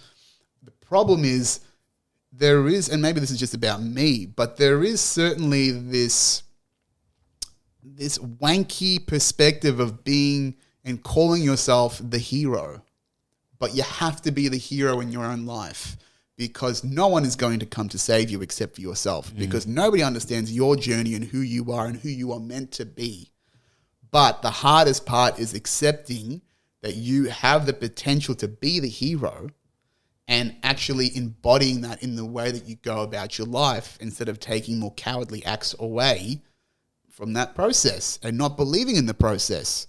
I mean, I have had plenty of moments through this hero's journey in my life where I found the sage, where I have, gone through the darkness, the dragon you have to slay, and recognize that within my own life. But yeah, it took me a while to really believe and integrate that into this perspective, and to go, yeah, I am saving myself here. I am a hero here.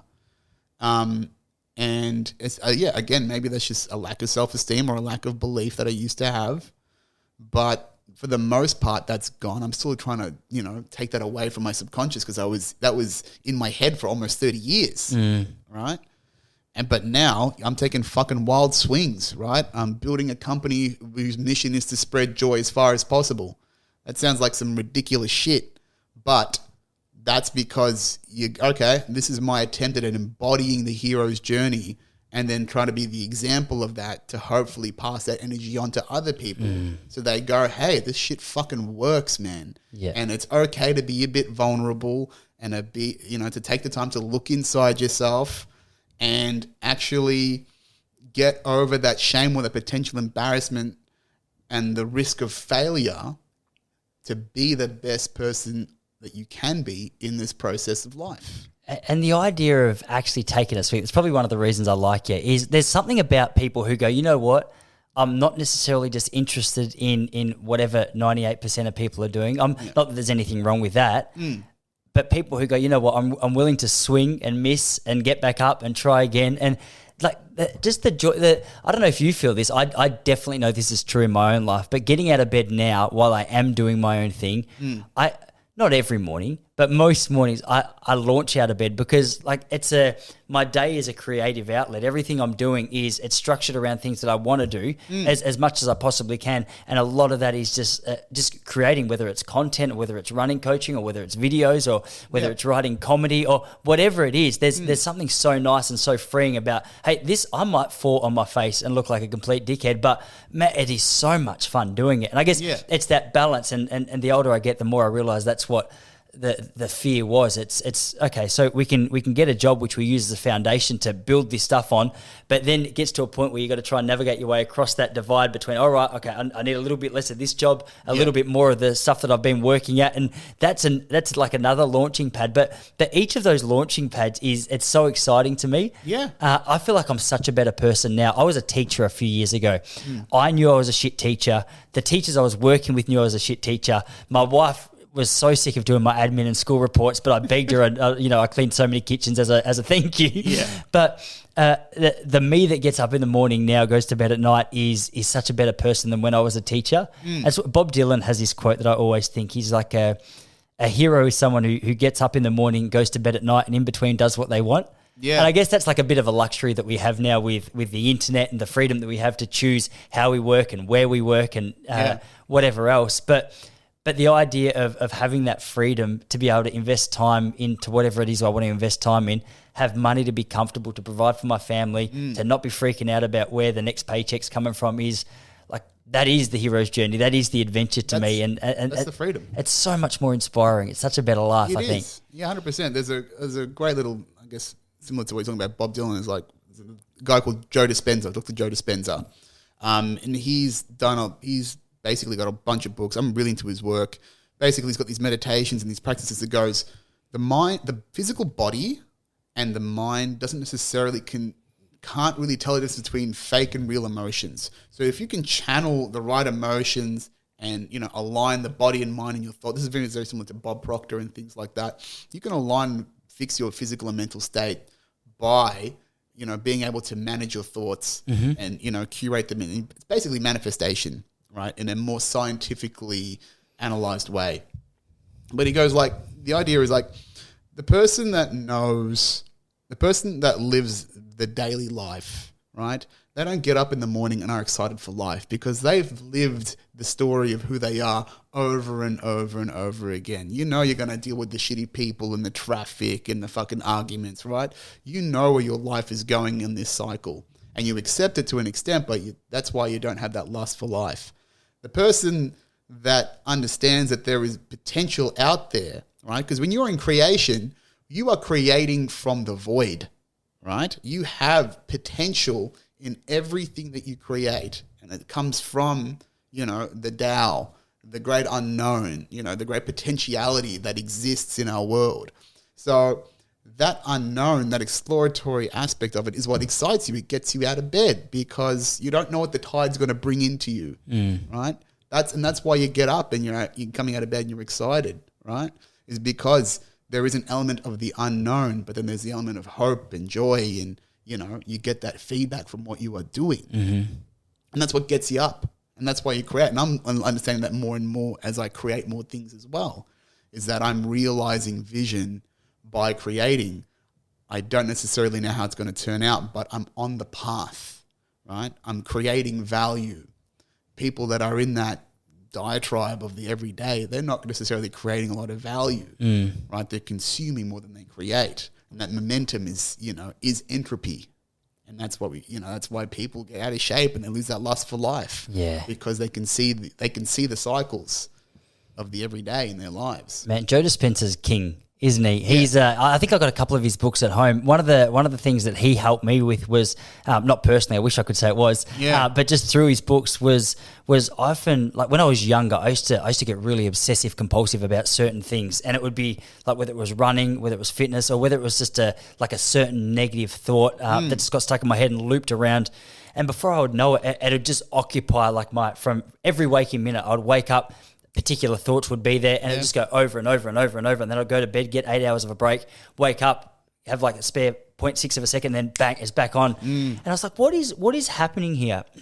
And the idea was like there might be a particular thought that was triggering me. It was triggering a negative emotion. And as a result, it would go thought and it would fuel this emotion. Then the emotion would fuel the thought. And as a result, it'd just be like a wildfire that just occupied my whole mind. Yeah. And one of the things that I read from him not that long ago really was where he was talking about your ability to not attach emotion to a particular thought. So the thought will arise, whatever it is. Yeah. And then the emotions will follow. And then often the emotions just further strengthen that. So rather than allowing that emotion to take over, you just recognize it and you learn. I don't even know how to explain how to do it. It's essentially mindfulness. Correct. Right. Yeah, and just watching the strength of that emotion diminish and the thought diminish, and then over time just becoming a non-performer in your mind over the course of a day. You go, oh my gosh, like I wish I had known that as a 13-year-old kid. Yeah. That would have been so helpful. Yeah, and that's what I talked to Bobby about a couple of days ago, right? Is that, and that's what this podcast is to me, is that I wish I had these fucking tools and I took them in. I wish this is everything I wish I knew when I started this process. And that's why I put this out there, right? Is because, you need to detach. Once you understand the nature of your mind and how many thoughts go in there and how much that you shouldn't be identifying them with, you live such a healthier life, right? I always say that, you've got to decrease reactivity, emotional reactivity in your life. That's what Stoicism is about. And the gap between action and reaction, particularly in emotional situations, is growth. That when you can increase the gap between a thought and a reactive emotion, you are actively deprogramming the negative repetitive thought and emotion and cycle in your body. And that has to happen over and over again. It's up to your conscious mind to decouple that, and it happens over time. Because I used to have really repetitive thoughts. Back when my mental health was bad. And when my mental health is starting to dip, I do notice that over and over again. And that's one of the triggers to go, okay, got to meditate again. Or maybe I should take a break from whatever I'm doing. But that's the thing, is that that first begins with observation of the mind. And if you aren't doing that, and if you had a counter for how many times you had that thought in your fucking head externally, you'd be like, what the fuck is wrong with me? But because it happens in here and it's supposed to be this formed part of your identity, you think it's okay. It's inside the inner circle of you.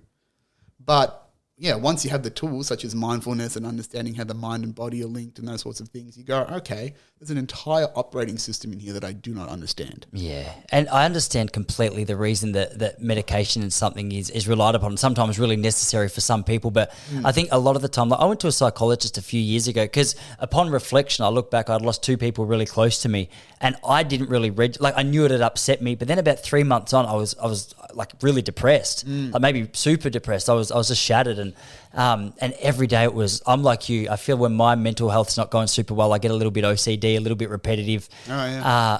And I was trying to figure out what was going on. Like I knew I'd been through some difficult things, and I went and saw a psychologist. And I remember I saw him about 10 years ago as well, and he was a game changer to me. And I went and saw him this time, and he goes, I just think we need to get you on some antidepressants. And I was like, dude, like I'd known enough about the game, or I'd known enough about the scene that I was involved in to know that wasn't the answer to this particular problem. Yeah. I needed some practical strategies, maybe a bit of encouragement. And I left going, dude, like I'm not taking medication. If that's what you're going to offer, I wasn't an asshole about it, but I don't need this. Anyway, long story short was I was right. Like over the period of time and maybe just letting grief play its part, gradually I came to terms with the loss. I came to terms with the difficult emotions. I started to realize that I was a little bit happy and my joy was coming back. That gave me a whole lot of confidence to be able to navigate my way through difficult processes again. But if you've never done it before, if you're 15 and it's the first time you've gone through it, one of the things that like Get Now society will tell you is, there's a quick fix to this. All you got to do is take this. You'll feel less of everything, but it'll also feel less of your depression, which sometimes maybe it's like a crutch just to help you through. If it's really bad and you just need like a little aid to assist you, go for it. But for me, I felt as though I just needed some really practical tools to navigate my way through that. And I think there's so much more power and strength that come through actually using tools within yourself or in your community rather than just numbing yourself out to a particular 100%. thing. So it's incredibly powerful, this stuff. It's a podcast episode of its own for sure. Yeah. I mean, that's the thing is that we talked about this earlier is like, there's not much profitability in giving someone a tool that they can use forever. Right. And then particularly, doctors are limited in what they can provide, as a service. Mental health has only really come to the forefront as a practical outcome in the last 2 years. And I think that mental health practices and normalization of that will exponentially increase over the next 5. Mm-hmm. But, that's the problem is that we haven't normalized practical solutions for long-term gain. And we aren't equipping the youth or anyone necessarily with the proper tools to facilitate our own development and self-security, because there's no money to be made in it. And yes, you might be a therapist. Yeah, great, cool. I was on SSRIs when I was 18, 19. I was depressed. Mm-hmm. I had clinical depression. But my clinical depression was having no direction in my life. SSRIs wasn't necessarily going to help that. I needed purpose. I needed encouragement. I needed a community around me to facilitate my growth and nurture me, not a drug to numb me out. And yes, SSRIs, I think, have their place in society if you do have that chemical imbalance. But there are so many other things in the environment that can shape and cultivate a person's outlook in life that can be modulated as opposed to just numbing the experience and taking the highs and lows out of a person's experience. Because that's just like, that's like getting a fake plant, in a way. You know what I mean? You're just faking this plant up in a shitty environment. It doesn't make sense. How about you just create an environment where a real plant can be nurtured and can grow in? Yeah. And it's just such a lack of understanding, isn't it? Like I know when I was how old was I? I reckon I was 21. I was on the same thing. I went through a phase where I was just like, all right, I think I'm depressed. And I went to this doctor and he goes, yeah, you need SSRIs. And I was like, oh, okay, that's the option, is it? Yeah. And then it was interesting though, because during the course of meeting with him, before he gave me the SSRIs, he was giving me really helpful practical tools. And after about 3 months, I was like, I think the tools are the helpful thing. Whereas there's just I think, especially in my life, there was no education on just the ability that you have, just like, for me, writing a running training program for someone to run a marathon, it's relatively easy. Like I know how I can get them from a fitness level of where they are to how they need to be on race day. Yeah. But for that person to guess their way through it, just be impossible. It'd be not impossible, but overwhelming. And first of all, they'd have to recognize the fact that it's quite a process. Yeah. Same was true for me. Like people had the tools that I needed, but I just didn't know they existed. Yeah. So that most of the noise was saying, oh, I guess you take these tablets. And I go, oh, well, if you say that, it must be true. Yeah. Yeah. It's a shame.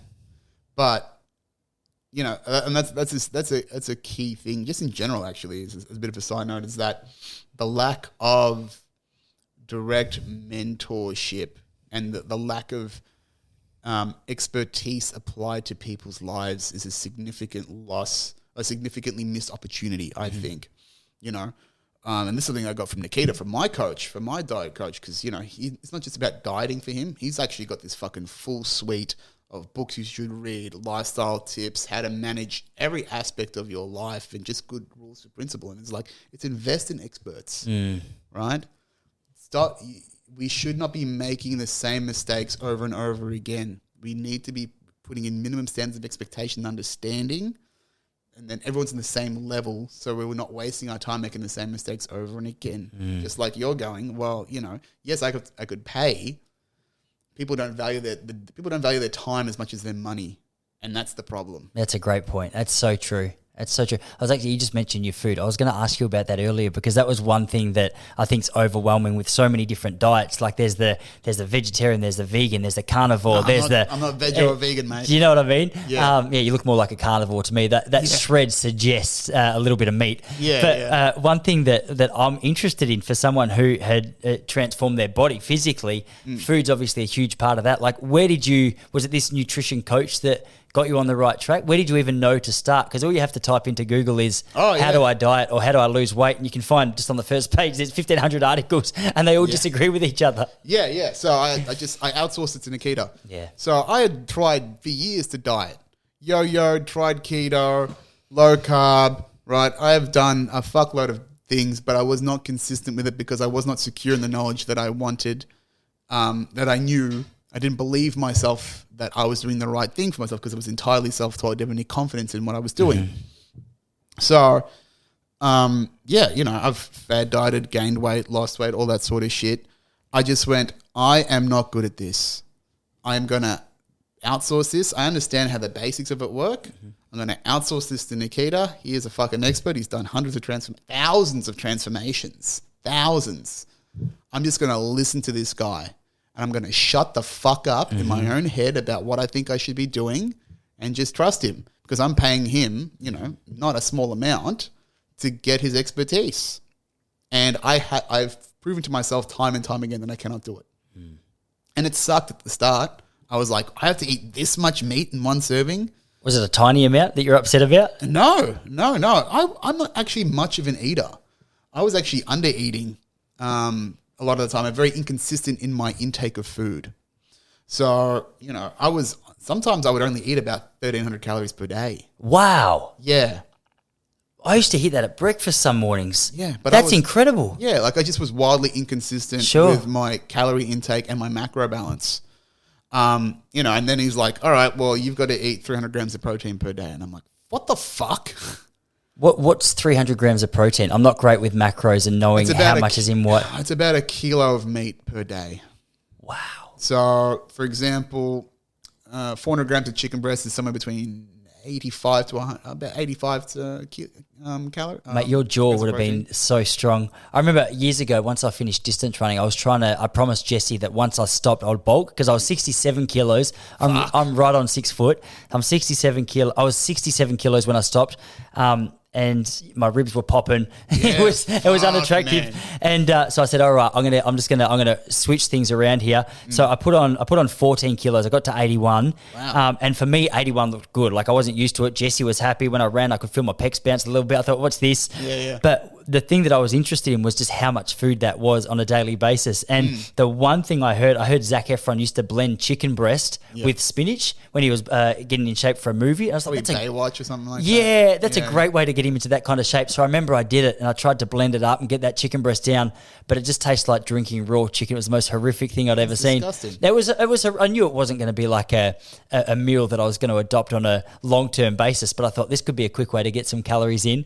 Yeah. But the idea of actually knowing what's in that chicken breast, I know protein, I couldn't tell you macros or anything. I could just tell you, all right, this is going to tick off a few calories. Yeah. But yeah, I was fairly experiencing dabbling with food just for trying to keep my race weight down-ish. I was a fairly, sounds funny saying you're 67. I was fairly thick set, but I knew that certain foods were good, certain foods were bad for running.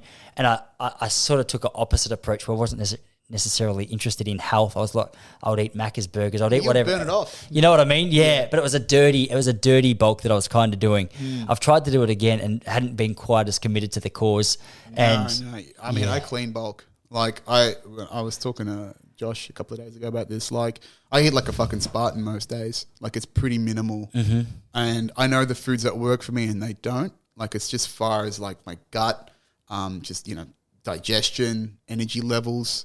Nikita's got a food list. Yeah. Do you have like a standard breakfast? Yeah, man. I eat the same thing pretty much 5 days. So what do you have? Like what kind of foods do you eat? It's so breakfast is 3 scoops of protein powder, 100 grams of berries, 300 mils worth of coconut milk, like milk, not actual milk. Yeah, sure. Fake stuff because I don't drink dairy and I don't like almond milk. So that's about 80 grams of protein, not a lot of fats and carbs. Lunch is usually 400 grams of chicken breast with a bit of Nando's basting on it, and about 250 grams worth of charisma potatoes because they're lower carb, lower GI. And then dinner is fucking usually just a porterhouse with tomatoes and cucumber, just a really basic salad. Yeah, nice. Because it's boring, but you know what? It's just like fucking Zuckerberg and Bill Gates just wear the same shirt every day. It takes a lot of decisions out of my day and life. I know this is good for me, right? I know it. I know what it's enabling physically, right?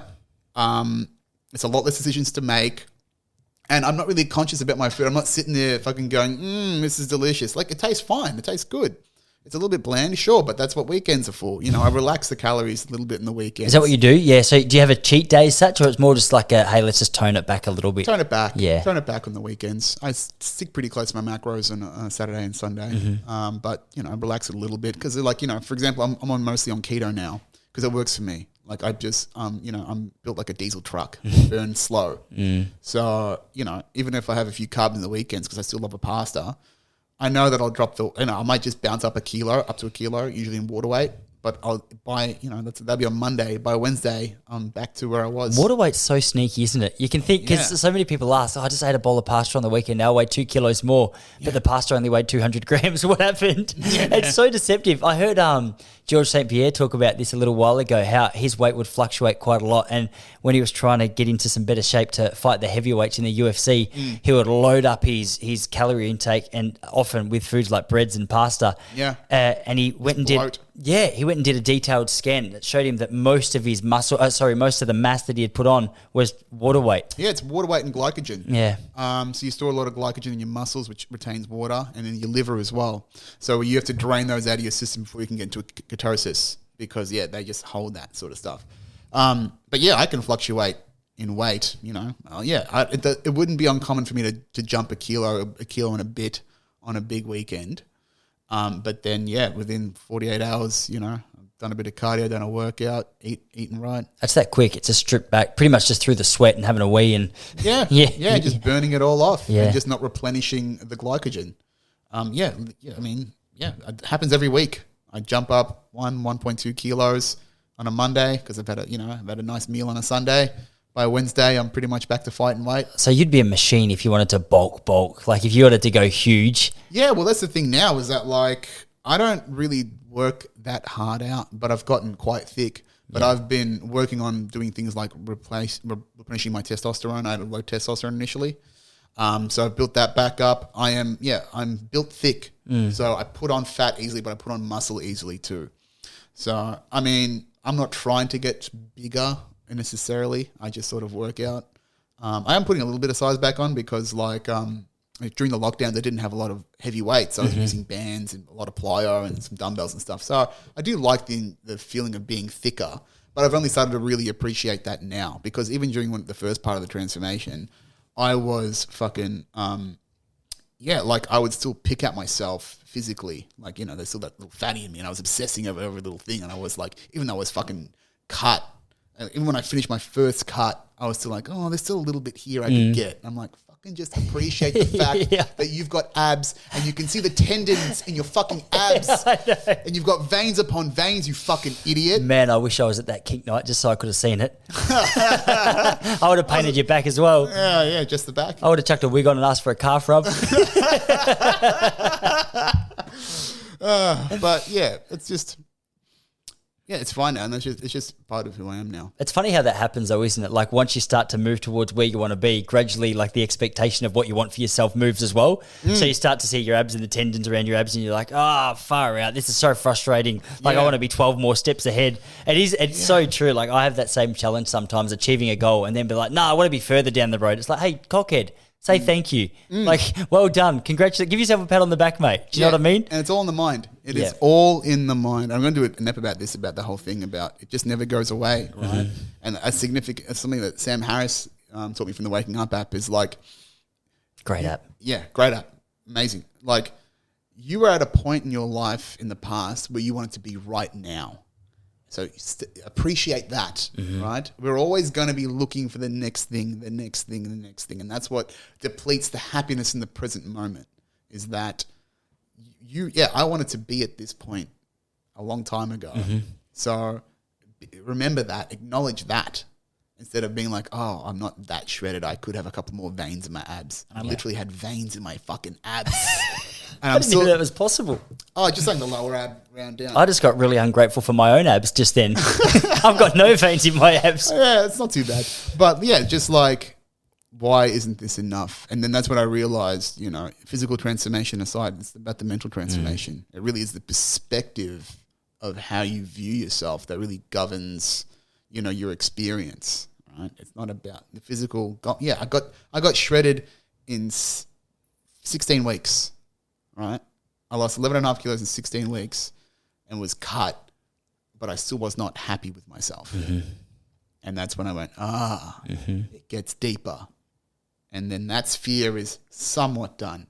Then it opens up this big mental sphere of myself and how I perceive myself. And it's just a weird, constant process of obviously practicing, but then just calling yourself out on it again. Like I noticed that I've got a really good fitness routine at the moment, but if it stops, it doesn't take long for my body to lose shape, to lose fitness, to lose health. Yeah.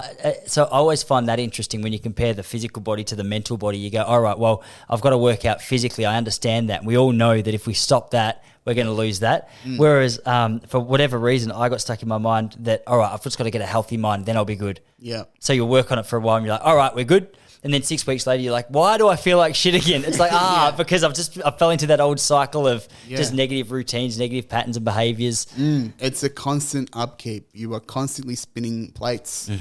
And that's why it's good to think of your life as a routine and think of your life as minimizing decisions and going into autopilot and having rituals in your life as frequently as possible, because you know what you have to maintain. But if you can, through the process of practice, you refine that process over and over again till you can condense it into a almost subconscious autopilot of positivity as opposed to scrolling your fucking phone. That's what my morning routine is. Ideally, between 6:30, let's call it 5:30 and 9 o'clock, I get out of the way all of the care that I think I need to maintain the perspective and intensity to do everything I'm doing in life. That time is for me and for me only, right? I make sure I read, make sure I meditate, and make sure I exercise, and make sure I journal, right? And then that is the upkeep of me done. So I can be healthy and of service to do all the things that I need to be for other people and, carry the world on my fucking shoulders. And that's been a practice of that, is that consistency. And just being able to boil all of that down into a segmented part of my day, which is for me to be everything to everyone else that I need to be as well. It's a practice. That's a cool habit to have in the morning. That's a good solid chunk of time as well. I'm sitting here being jealous because I think that the one thing that I miss, or the one thing that I've been trying to navigate since having a kid, 18 months old, is the morning was that time. And I love that idea. So I've been trying to navigate and manipulate and figure out, all right, like, one thing I've sucked at for the last couple of months is just a consistent meditation routine.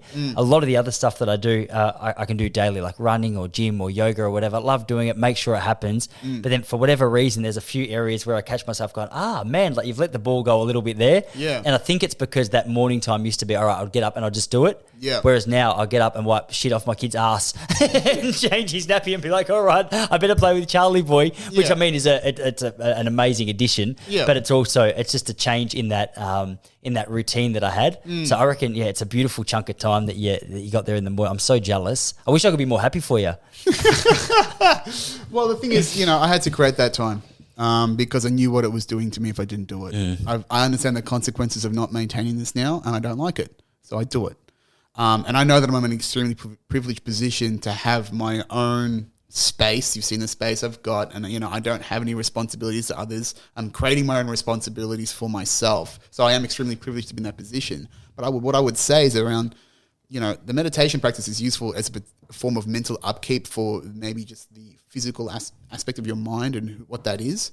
But, precisely just like Sam Harris talks about, is that meditation and mindfulness shouldn't be, yes, it's good to have a dedicated practice, but just understanding the present moment and creating that awareness in your body at sparse times of the day, that counts as mindfulness. That counts as a meditative state. It's just to being able to draw your attention to the whole experience of who you are. You can find mindfulness in wiping your son's ass, right? If you really focus in the present moment, right? And it might not be pleasant, but you focus on the smells and the process, and, you know, it's very zen. It can be a zen process. That is within itself a practice, because if you are shaming yourself for not practicing, that's just another wasted thought that you are processing in your mind with the emotion and attaching yourself to that. That's a great point. That's one of the things I notice, and one of the things I've actually done quite well is actually reminding myself, as much as I take the piss out of myself, reminding myself, hey, this is your meditation. Do you know what I mean? Because I spoke to a guy a while ago, and it's not new knowledge. I mean, it's been taught for forever, but the idea of just finding joy in the mundane. Yeah. Like, you know, you're happy when you can. Sadhguru was just on Joe Rogan, and one of the things. I want to watch that. He's the king, man. Yeah, I know I said Joe Dispenza was the king, but he's the real king. I mean, there's plenty of them. They've got their own kingdoms. They really do. They really do. What was I going on about? I was going on about finding joy in the mundane. Yeah. So finding joy in the mundane is a sign that, like, forever I got caught into this idea that, all right, like, if I get up on stage at comedy and have a really good night, that's the joy. Yeah. And then 24 hours later, that disappears. But just that ability to be able to be washing the dishes and go, all right, like, what are you actually doing? Yeah. Like, there is joy in that, like you say. Yeah. And to find joy in that, that takes a lot of pressure off your shoulders to chase some other external thrill. Like, if you can find peace in those moments, it's like, oh, mate, like, you're going to be a lot more difficult to upset in life if that's where you're happy. Yeah, 100%. It's just to enjoy the simplicity of the current moment. And maybe that takes, you know, an inverse perspective of what you're not doing in that moment. Are you in Ukraine? Are you suffering, right? What are you suffering from? Is it just boredom? Well, then you've got a cure for that, right? You can occupy that boredom with a new thought, with a new perspective, the unknown, the exploratory, just like we said before. The unlimited potential of what could be. So, yeah, there is that appreciation that needs to be had in the simplicity. And again, it's all just practice in drawing back to presence, the present moment of who we are and what we are doing. And it might be mundane, but, you know, I like to think, you know, this is why gratitude's a particularly big practice for me, is that I can think of 1,000 fucking things that I have done in these moments that was not good for me. So you need to accept that plane, that simplicity for a second and appreciate it, because it's about what you're not doing as opposed to what you aren't or should be doing. Probably the best way to put that. Yeah. It's funny. It's such a simple understanding. It's such a simple little tip. But for whatever reason, even knowing that's a simple tip and being quite interested in the world of mindset, it blows my mind how often I have to remind myself of that. Yeah. Because I'll be washing the dishes and I'll be like, this is bullshit. Why don't these fit in the dishwasher? Yeah. This is really frustrating. But I guess it's like what we were saying before. You got to just continually come back to that practice or come back to the reminder, because it's through practice we find perfection in whatever it is. Yeah. You know, one of my big theories in life is that, we are still that monkey mind. You know, 2/3 of our brain are subconscious and unconscious, you know, right? And what we are developing is our frontal lobe and conscious thought and decisive action and reasoning. And these are the things that we have evolved that have made us special and unique, but that journey is not done, right? And for some reason, when we get into more of a collective, we get dumber. So the individual has an extremely powerful potentiality. And I think one of the prime purposes as we evolve into better people is to be as conscious, as frontal lobe as possible, right? To be fighting the wiring of who we are or who we were to progress as individuals, as society, as a collective. And that's why this is called a conscious podcast, because it is about an exploration of consciousness and the required conscious decisions and efforts that is required to grow, right?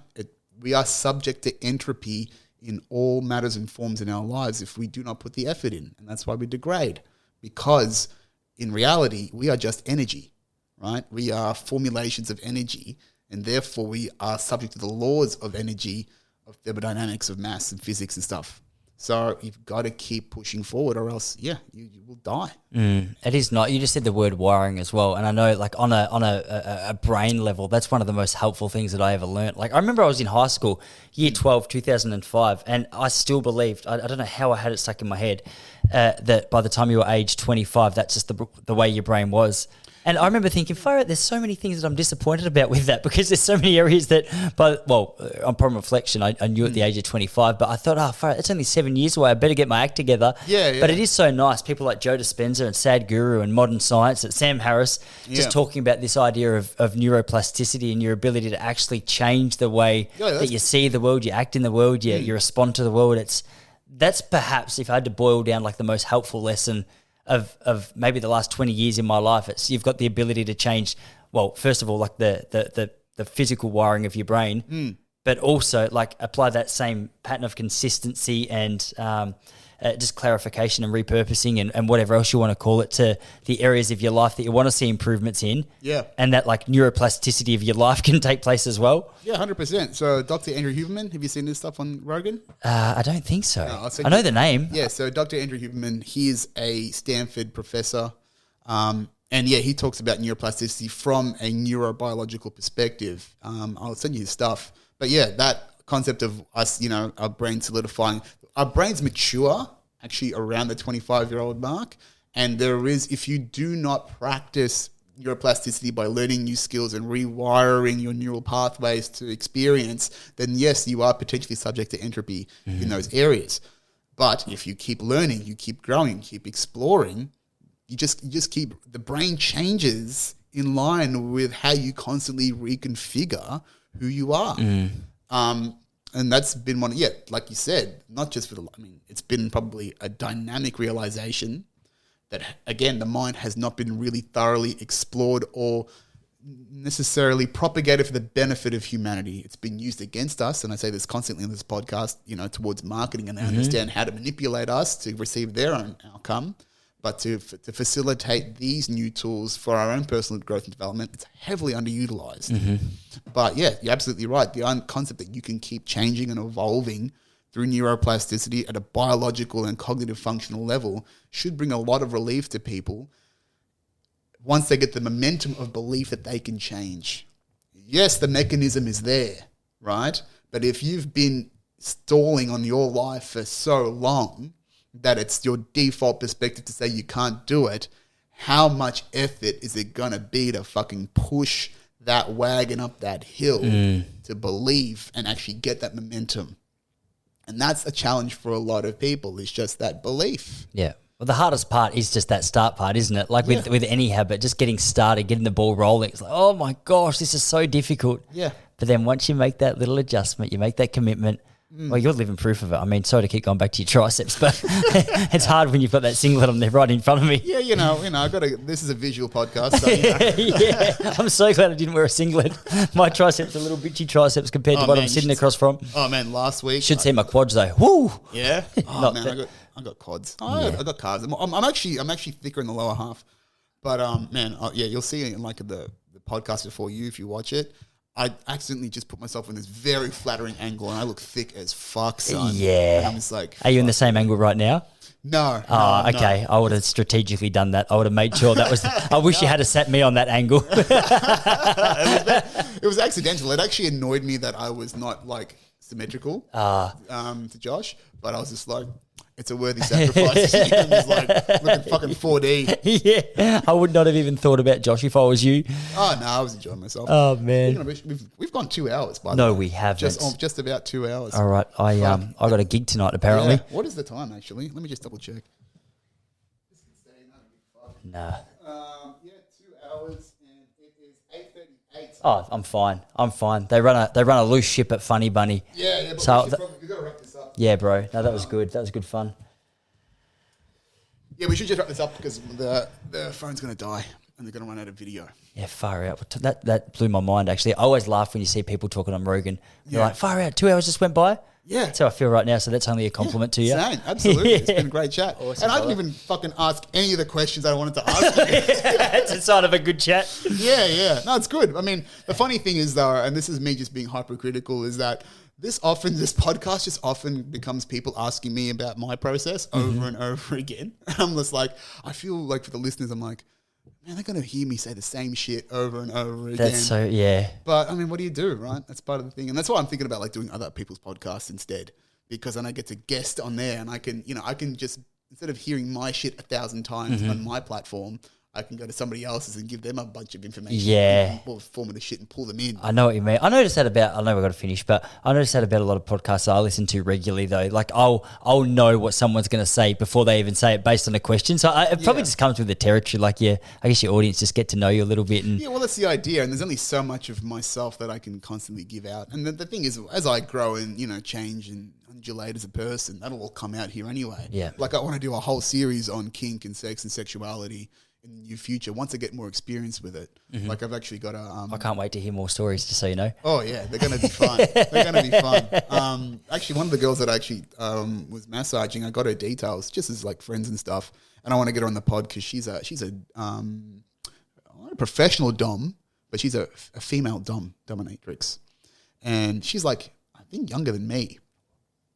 But yeah, just dominates men and they love it and she loves it. Wow. And yeah, it's just really interesting. Like, and that's what I mean. That's what I also find interesting is that these dimensions of people that you don't see and experience because they're hidden in the shadows of who they are because of the shame that's put in our society around it. And I think that's, an interesting new, growth potential for all of us as individuals. I'm serious. I want to hear stories. So, hey, keep me posted. Yeah. Well, keep watching the pod. Keep listening to the pod. Sure. It's going to be fun. Awesome, brother. But man, thank you so much for being on today. Thanks for having me, man. Me too. No, it was heaps of fun. I'll have to have your back so I can actually ask you the questions that I fucking wanted to. Yeah, for sure. All right, brother. Where can the people find you if they want to follow up? Well, my last name's Popplestone. So just type in Tyson Popplestone and whatever platform you want to follow me on. Yeah. You'll see it. Listen to the Pop Culture Podcast. He's got a great pod there. And then if you are into running, where can they find your stuff? That's relaxedrunning.com. Yeah, awesome. Thank you. But man, thank you again very much. Bingers, I'm calling you Bingers now. Hope you enjoyed the pod. I will talk to you guys again next week. Take care.